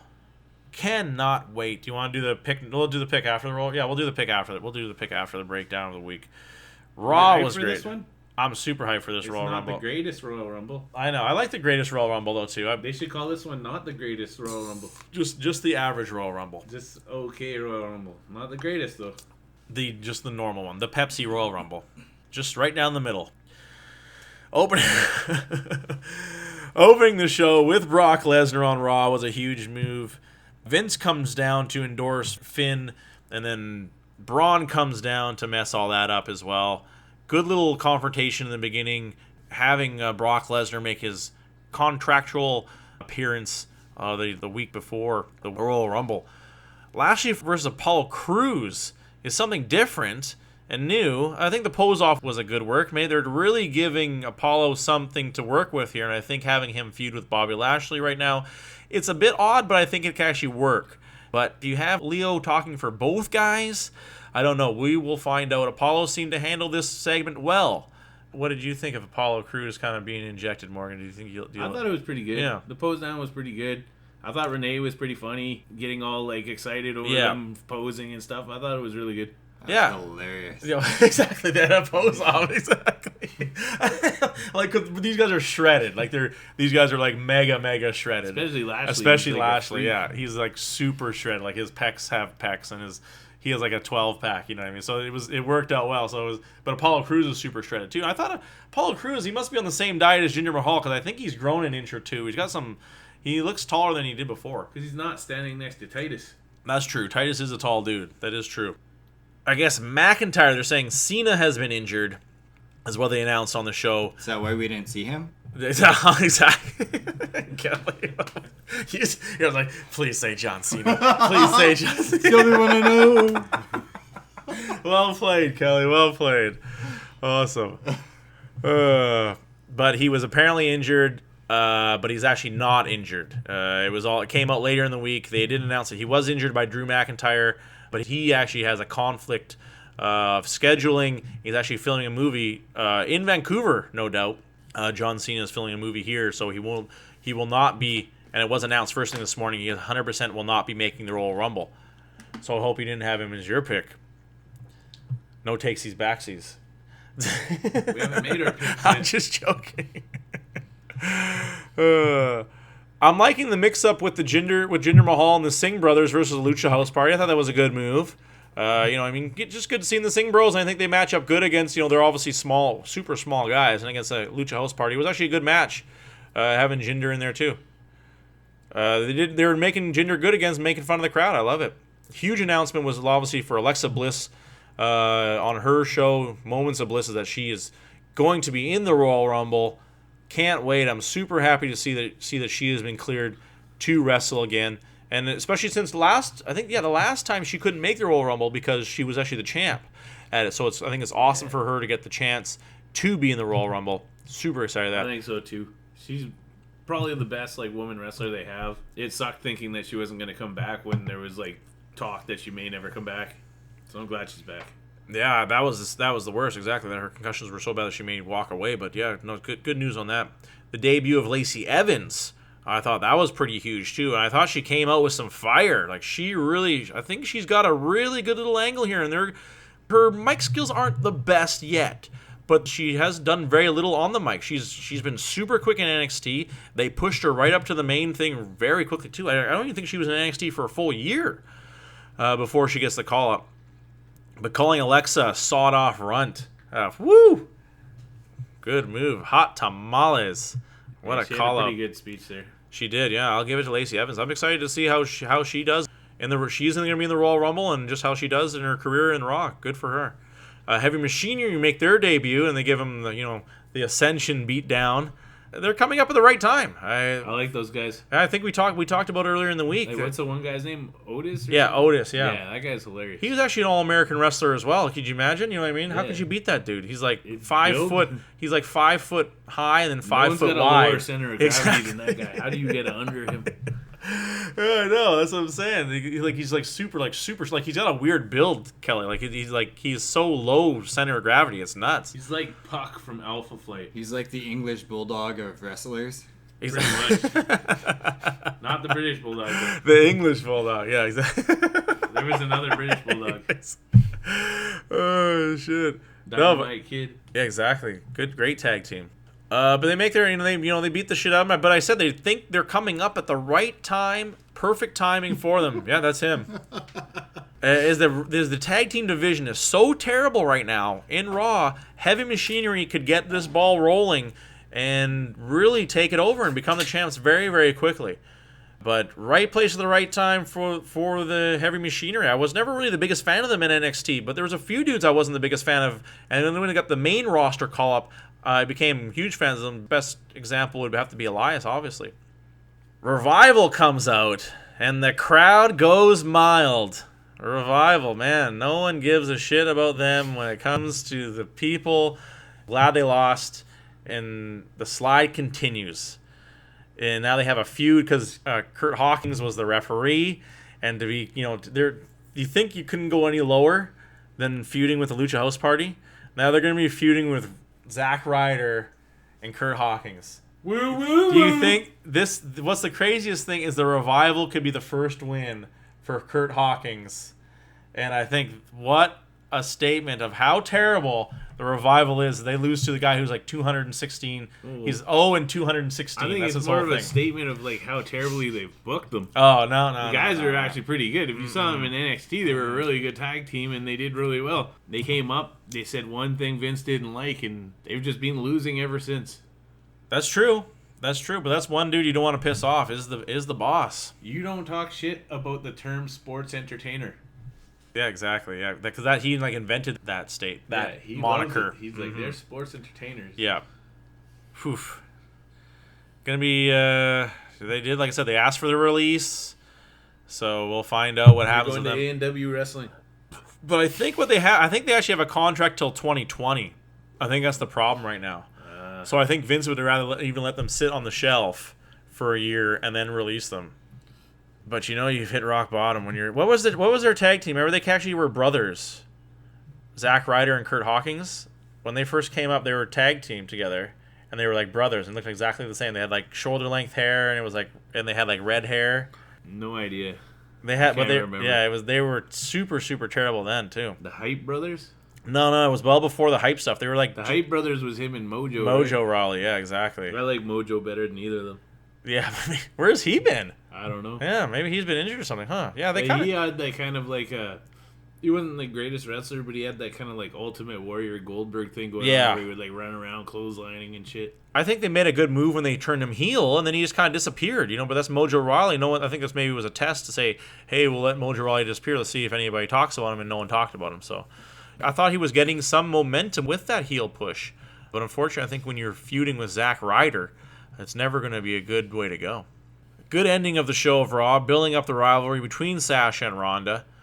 Sasha had a bit of a slip-up, though, as it was That was the highlight of the night. as it was all over the internet. Tough being a wrestler sometimes. I don't want to get into it too much, but Kelly, she obviously had like a slip of her she had a wardrobe malfunction during an event, and Janet Jackson. yeah, but better. yeah. Oh shit. But it was a good lead up into the Royal Rumble between Sasha and Ronda. I think they're actually going to have a good feud coming up. Let's talk some SmackDown. Becky Lynch opening up the show with some straight fire to only get interrupted by Asuka and then Charlotte. But man, does Wichita love Becky Lynch. Wichita. Becky in Wichita. I know, exactly. Wichita is weird. I didn't even know it was a city big enough to garner a SmackDown. I think Becky's probably like beloved everywhere now. She's definitely the I best think thing she's- they got going for them, men or women. She's mega underground. I think that's the thing. I think when we see these smaller locations they go to, the crowd is going nuts for her. You know what I mean? And it's just talk about They've been lightning going in a nuts for her bottle. for the last couple months everywhere. Oh, big time. But I'm just saying that crowd was so huge for her. I was like, holy I'm moly. happy for her. I Yeah, think me too. She deserves it. She's one Me of too. the best wrestlers there. Like, for sure, she's doing better than everybody in the whole company. Oh yeah, she's the number one. If you had like a power ranking, she's right now number one easily with a bullet.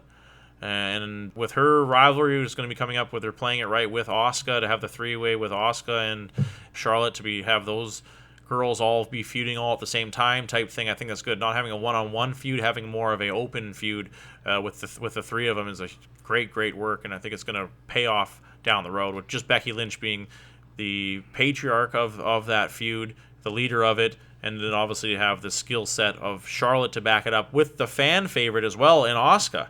Who is also mega popular with the fans, and they can all put on amazing matches. I think that's at the end of the day. I think that's why Becky is so good and so popular, because her matches are super amazing. I think for women's wrestling, those are like the 3 best of all time, almost. Mm-hmm. So like at least they're all top 10 of all time for sure.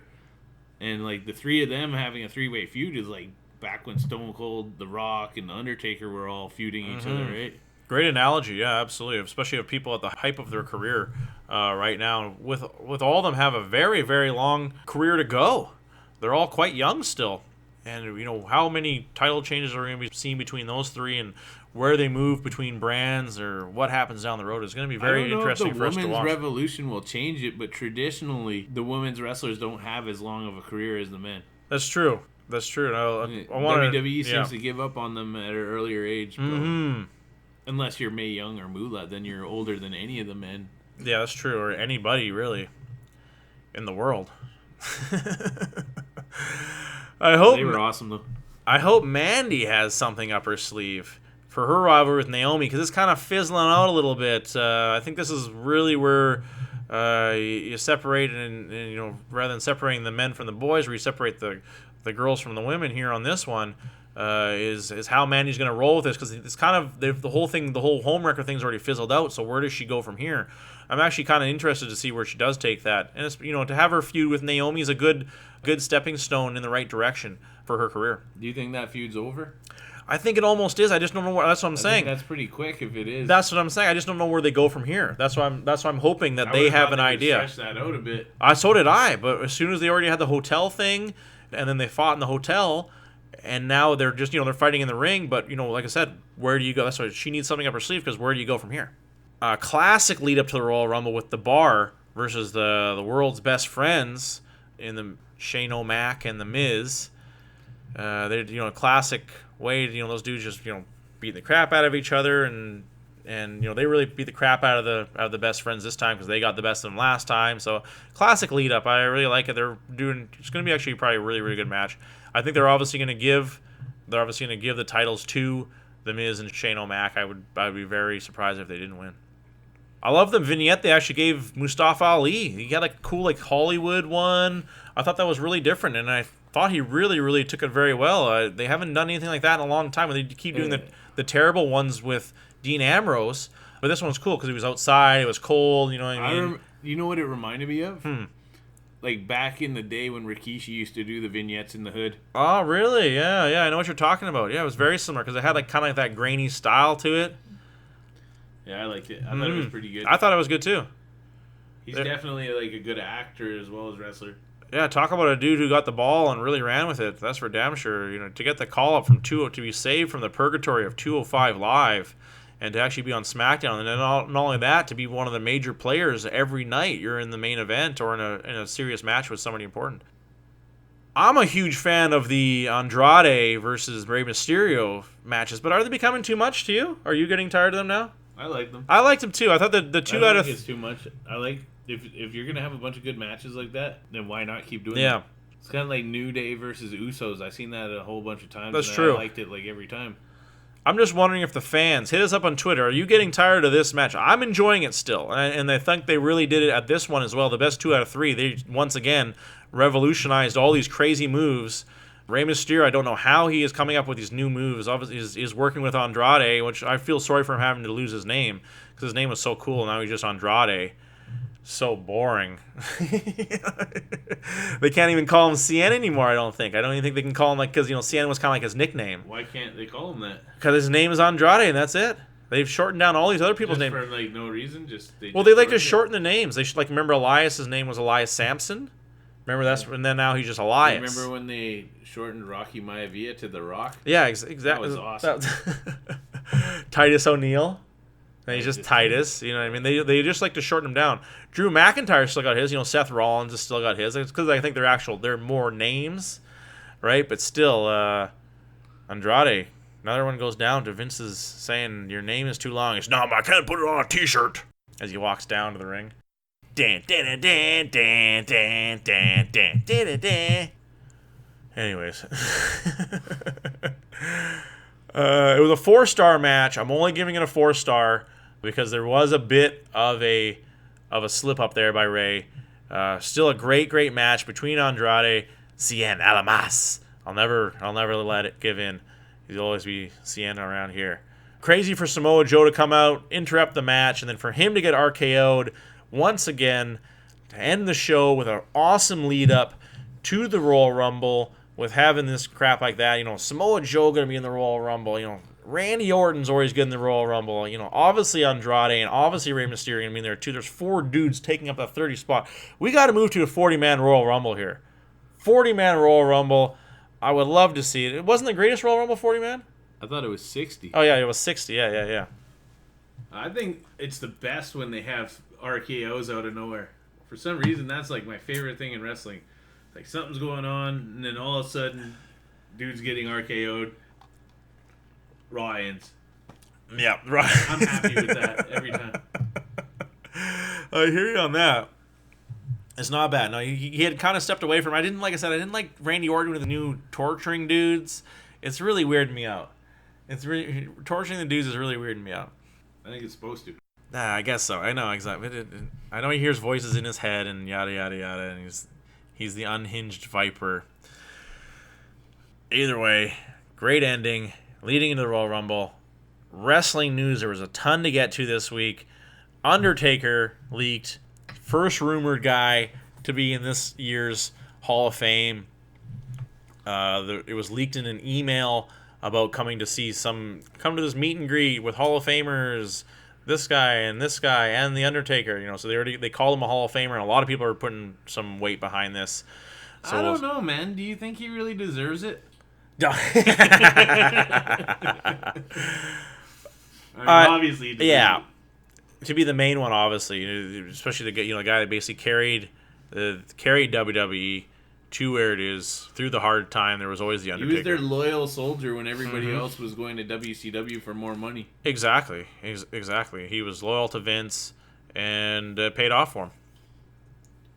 Aiden English's crash goes down. He's going to 205 live. Aiden English. But not even as a wrestler. He doesn't look that small, right? Not as a wrestler. Oh, not as a wrestler. As an announcer. As an announcer. Well, I can see it. He's pretty good on the mic. Still. Aiden English, I think he couldn't fall any farther than that. I guess he's lucky enough he's lucky he has a job even.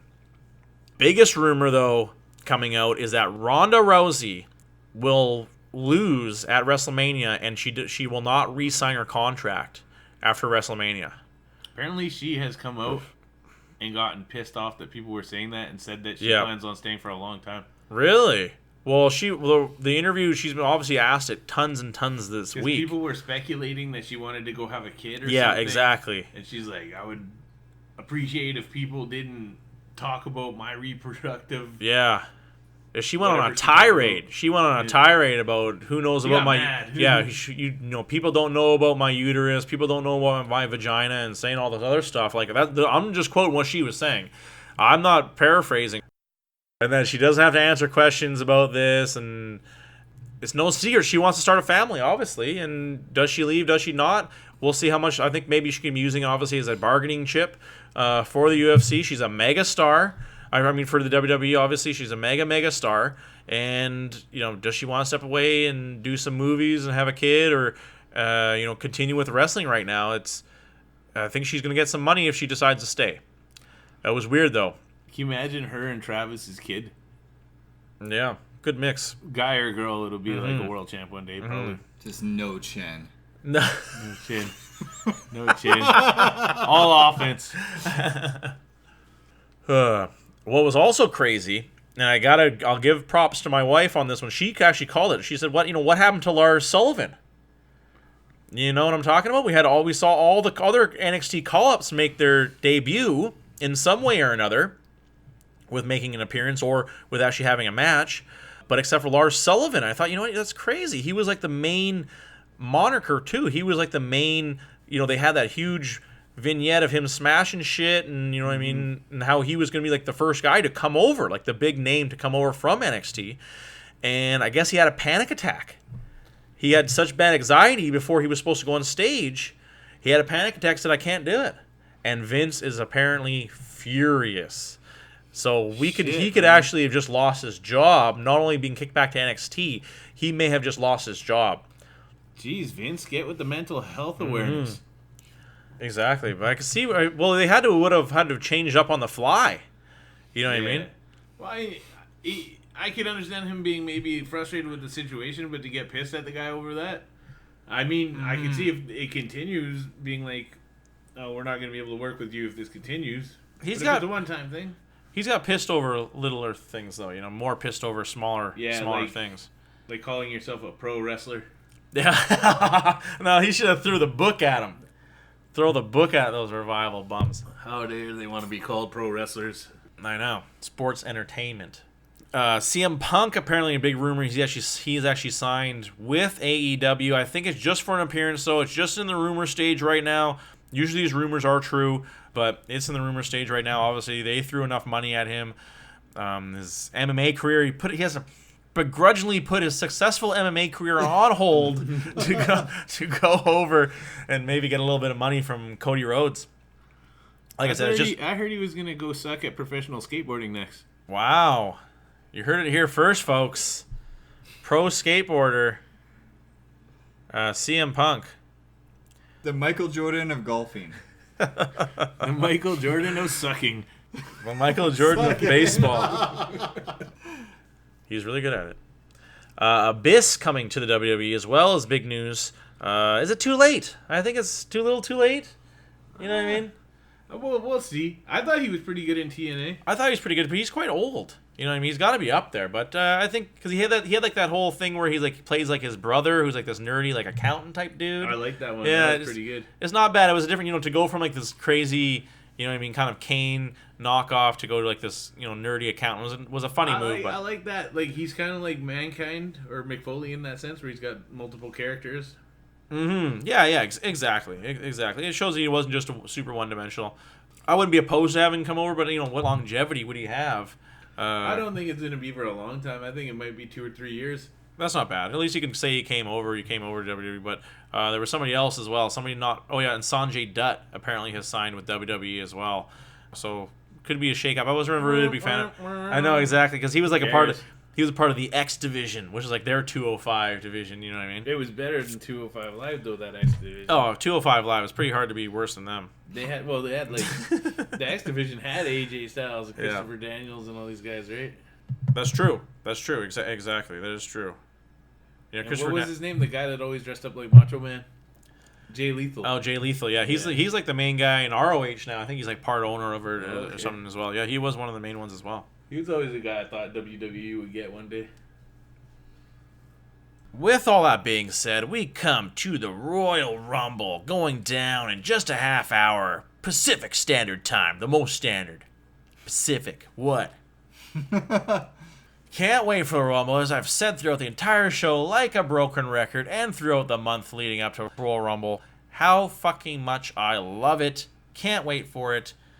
Break it down every year. Morgan and I make our picks to who's going to win this Royal Rumble. Don't you dare look at my list. It looks kind of like mine. That's why I picked 10 guys. I got 10 guys to choose from that I think I'm more winging it. I don't even really have a list, but just what I saw at the top of yours was kind of like exactly. I was thinking exactly. So it's coming down to it. Who wins it? Winner takes a 6-pack. Loser drinks his tears. One person will pick first on the men, and one person will pick first on the women. Sure. All right. Yeah. Okay. Yeah. Exactly. We'll flip a coin. You got a coin? Who's got change? Change? Who carries that? I just have my hundreds. Can you flip 100? Tell you what, I'll just burn one side of a stack of 100s, and one side will be burnt, and the other side will be unburnt. Do you want burnt or unburnt side? I got burned. Oh, the whole stack went up. Don't worry, I got another stack right. here. I got another stack Always here. carry a few stacks, just be on the safe side. Going real Canadian style You here. flip it, and I call it. Flipping a toonie. I flip. Morgan calls for the first pick. You got for either pick between. Obviously, you can pick whatever you want to pick. First pick takes it all. Give me head till I'm dead. Tails. Oh shit! No head for you. I'll start with the guys pick, and I'm going with Burn It Down. Seth Rollins. Okay, I'll take Braun. Oof. Good choice.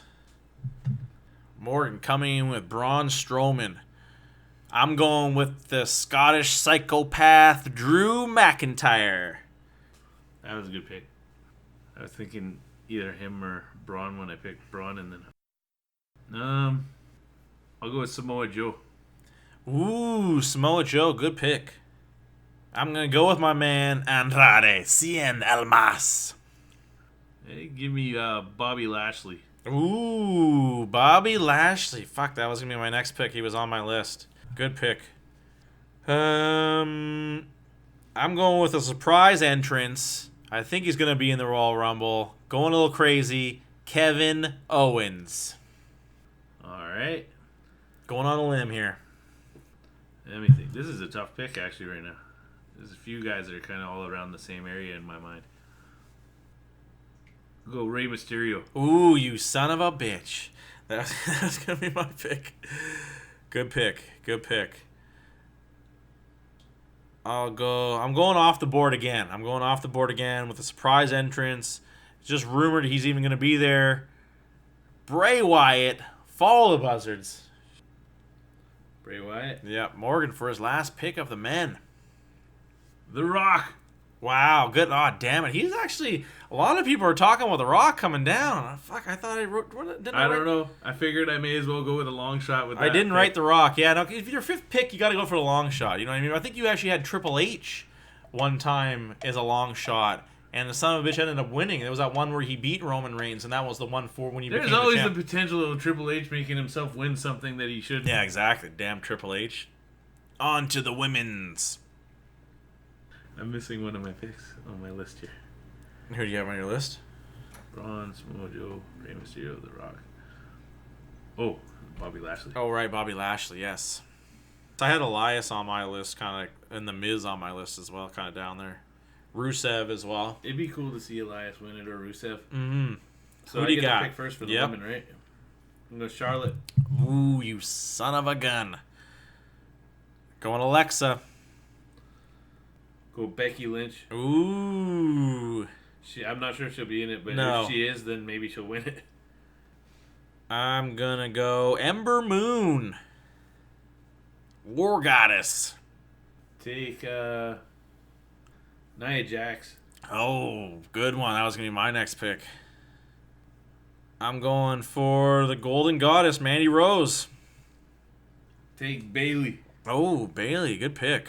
Good pick. I am going to pick... How many more picks we got? I got two more. Ruby Riott. All right. And I'm going to go on a limb here with another long shot. I don't know if she'll be in it. Nikki Bella. Wow. Ballsy pick. Could see something dirty happening at the end. I hope to hell not. Some twin magic. Didn't Brie almost make it to the last one? I think she lost to Asuka at the end. Was it Brie or was it Nikki? I know it was one of them, and yeah, it's terrible, but I can't remember which one. Some dirty twin magic. Theater near you. Did you see the thing about Henry Cejudo and Nikki Bella? Yeah, I know, yeah. Kind of weird. It's his crush, and she's giving him some love on Instagram. Huh. I wonder how they size up. She's probably They're much about taller. the same I size don't as know. each other. Oh, that's true. Weight-wise. No, I'm saying for He height probably wise. weighs more than her, but she's probably taller than him. Yeah. I think you could take her. On a nice, respectful date. Am I right? That too. To Chipotle. Oh, shit. Oh, those 125 champs don't get paid like the rest of them. That's true. I hope you like coupons. I hope he gets paid, though. I like at the end of the last match. It's time for Henry Cejudo to get paid. Who do I pick? I'm just going to go Carmella. Mella's money. That's it. All right. You have 5 women? Yeah, I picked 5 of them. Nice. Let's see how the Royal Rumble goes down. Just in a short period of time. 15 minutes away from the Royal Rumble. Lists here, it's like there's so many women. They're actually like at the top of their game right now compared to men in the WWE. Oh yeah, it's like exactly when you look at the men's list, it's almost like past the like top 3 or 4 guys. You're like, I don't really think these guys got much of a chance. It's like exactly, it's like 1 or 2 guys. Like honestly, I think we picked both the 2 front runners to have even a chance, and everyone else just kind of falls off. I don't give anyone else a chance. But when it comes to the women, it's a coin toss between 6 of them easily. That division's at the peak like of women's wrestling ever, man. There's never been any promotion that even came close. No, not even close. Not even close ever. Royal Rumble going on down. They got the women's Royal Rumble first before the men's. As the men's Royal Rumble was the main event. So hopefully, I love seeing that too. When you see the guy that lost the belt, he can still be in the Royal Rumble. Or seeing the guy getting the 2 matches in the Royal Rumble. We know R-Truth is going to be the 30th. Nobody went with Kenny Omega. Yeah, I know he was he was rumored to come, but I heard the stronger rumor I think is he's going to AEW. I don't think we're going to see the surprise entrance from outside the organization this year. I don't think his buddies that are convincing him not to go to WWE are doing him a favor. Because as much as it would be good for him in AEW, the guy's pretty old. He's going to go way past his prime before he ever enters the WWE. It's true. And for the majority of wrestling fans, that's it, right? No, exactly, of course. Especially even to be that guy. And then that was that... That's like, for instance, maybe Fedor. Mm-hmm. Like Fedor Emelianenko. He fought everywhere but the UFC. Mm-hmm. One of the greatest ever, but there's still people that won't consider him one of the greatest because he never fought in the UFC. That's true. That is very true. A lot of people hold that above his head. He was just fighting cans in Japan. He never fought the competition, which we know is obviously very That's true. Bullshit, though, Super because bullshit. Pride had a way better heavyweight division than the UFC back then. Pride had the heavyweight division. Like the UFC heavyweight division was Arlovsky and Tim Sylvia. And he knocked both of them out. Yeah, exactly. Yeah, when they finally fought, he smashed exactly. both of them. And Tim Sylvia was still in the prime of his career when he got let go by the UFC. And Arlovsky, he'd kind of stumbled a little bit, but also I think Arlovsky got let go on a win as well. Because I think you remember there was that fight. I can't remember. It was he was a big time jiu-jitsu guy. He was obviously from Brazil. He was a heavyweight. Never really. No. He was like Verdum though, and he never really did that good. Gonzaga? No, it wasn't good. He was more lanky, but he was still a heavyweight. He was a total nobody. But I remember it was Joe Rogan was calling the event, and he was just saying how terrible Arlovsky's doing with his, not getting out of half guard. Like the whole time he's just criticizing, and Arlovsky just ends up pounding the dude out, just beating the crap out of him with ground and pound. So I think honestly, that got back to Arlovsky, and they got into it. So I think he left more. I'm upset with Joe Rogan, or I don't know. I could be mistaken. This just could be a rumor I heard. And then he left because of that. He left because he wasn't happy with how the company thought of his work ethic as well. But still, when he went to the independent circuit, he really started tearing it up. And obviously, it's always been near and dear to my heart seeing that fight live against Fedor in Anaheim is one of the craziest fights of all time, and I'll never forget it to the day I die. When I get Alzheimer's, and when I'm like 120 years old, I'll be thinking I'm back in Anaheim watching that fight. I'll be telling my kids, did I ever tell you when I watched Fedor Emelianenko versus Andrei Arlovsky in Anaheim? I'll be that old guy who's telling random people that all the time. Was it Antonio Silva? No, it wasn't Antonio Silva. Keep going down. Lost to Anthony Johnson. Keep going down. He's got a long record. He does. Yeah, it's before that. Marcio Cruz? That's the dude, yes. Marcio Cruz, yes. See how he won by knockout in that yeah, one, exactly. But Joe Rogan was talking shit about him? Mm-hmm. I'm pretty sure that was the fight. I'm pretty sure. Oh, man. Remember him versus Cabbage? Oh, a Cabbage, I loved Cabbage. Mm-hmm. He was so cool. Another tough... Wesley Correa.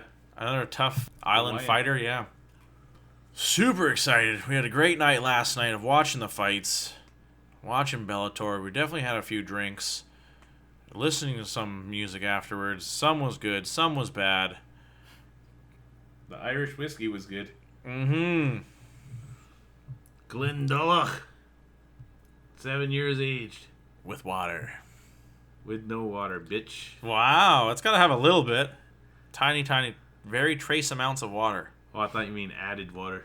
Oh, I see what you're saying. No. Hard alcohol is not my thing, unfortunately. Don't send us hard alcohol. Just beer. Send us beer. Any of you beer companies out there want us to try your beer and review it, send it on over. Hey, and if any like Scotch or Irish whiskey companies do want to send us a nice expensive aged bottle of whiskey, send that bitch. Don't listen to what this fool says. Exactly.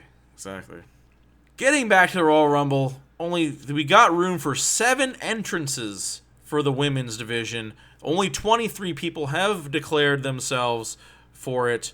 And when it comes to the guys, only 19 of the 30 entrants have been announced. So they got a lot of wiggle room for surprise people. Who do you think is going to be coming as a surprise, Morgan? You know what I mean? You were talking about Kenny Omega earlier. Are you going to stick with Kenny Omega to be your surprise guy? He might not. You never know, right? Mm-hmm. Yeah, I think there might be like some comebacks. Like maybe Sami Zayn and Kevin Owens, like you just said, right? Like, I think The Rock is a possibility. Yeah, I think it's a good possibility, yeah. There has been rumors about it, but there always is rumors about The Rock coming in the Royal Rumble, and it only happens once in a blue moon. But I think with the announcement of The Undertaker, that's who I'm going to go with as a special guy. Surprise entrance would be The Undertaker. That would be cool. I'm digging 29 holes for 29 souls. You know who you can almost guarantee will be in? Kane. Yeah, of course. He always shows up for them, right? Is he going to show up as corporate Kane? Because he stays in good shape and he can always work.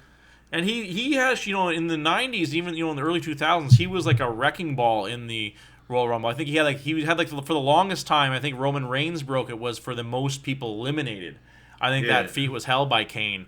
And he's just a huge dude, you know what I mean? He comes in through hellfire and brimstone.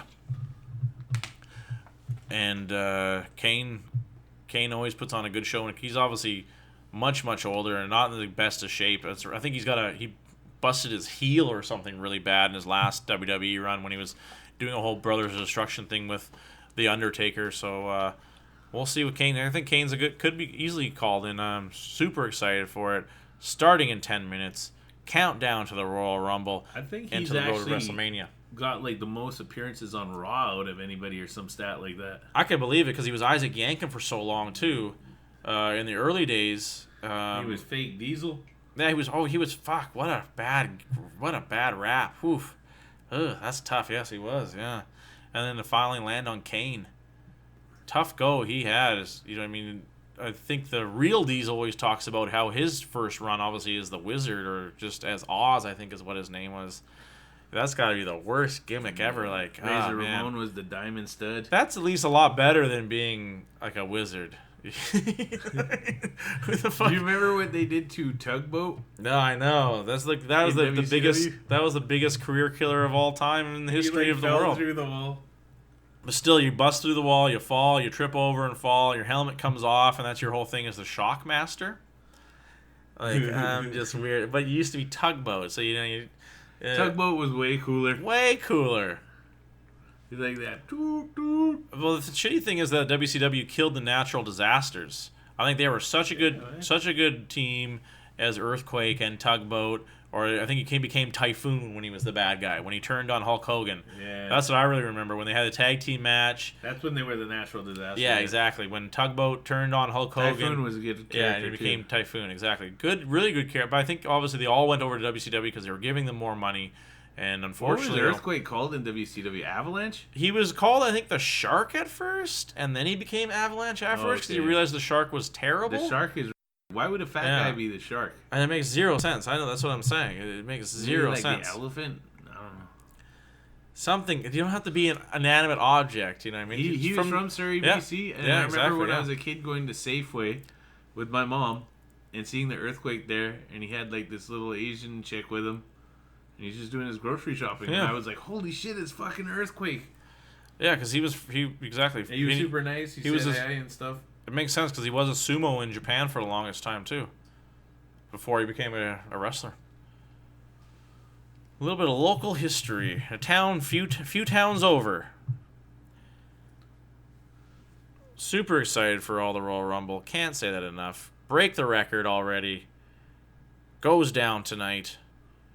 What's gonna happen? And it's gonna be one of those long haul nights, which I love about I cleared my schedule for this one. It's gonna be a slobber knocker. You know it. Barn burner. Donnybrook. Kelly's even going to tune in, right, Kelly? Someone's getting kicked in the breadbasket. I sure am. Watch me some wrestling. Oh, shit. Well, folks, episode 21 in the books.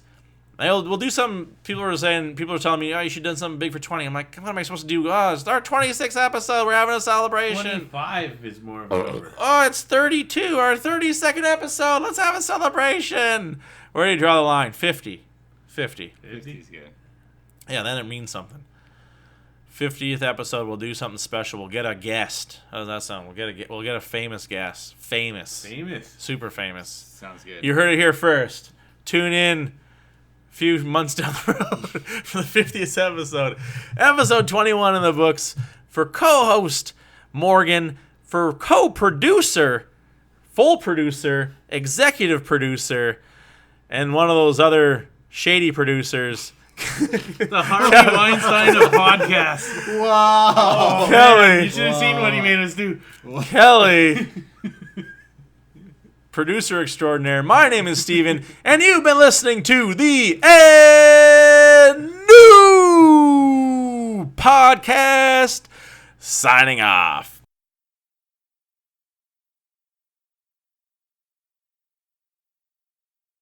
You know what would be really cool? DC versus Bader. Champ versus champ.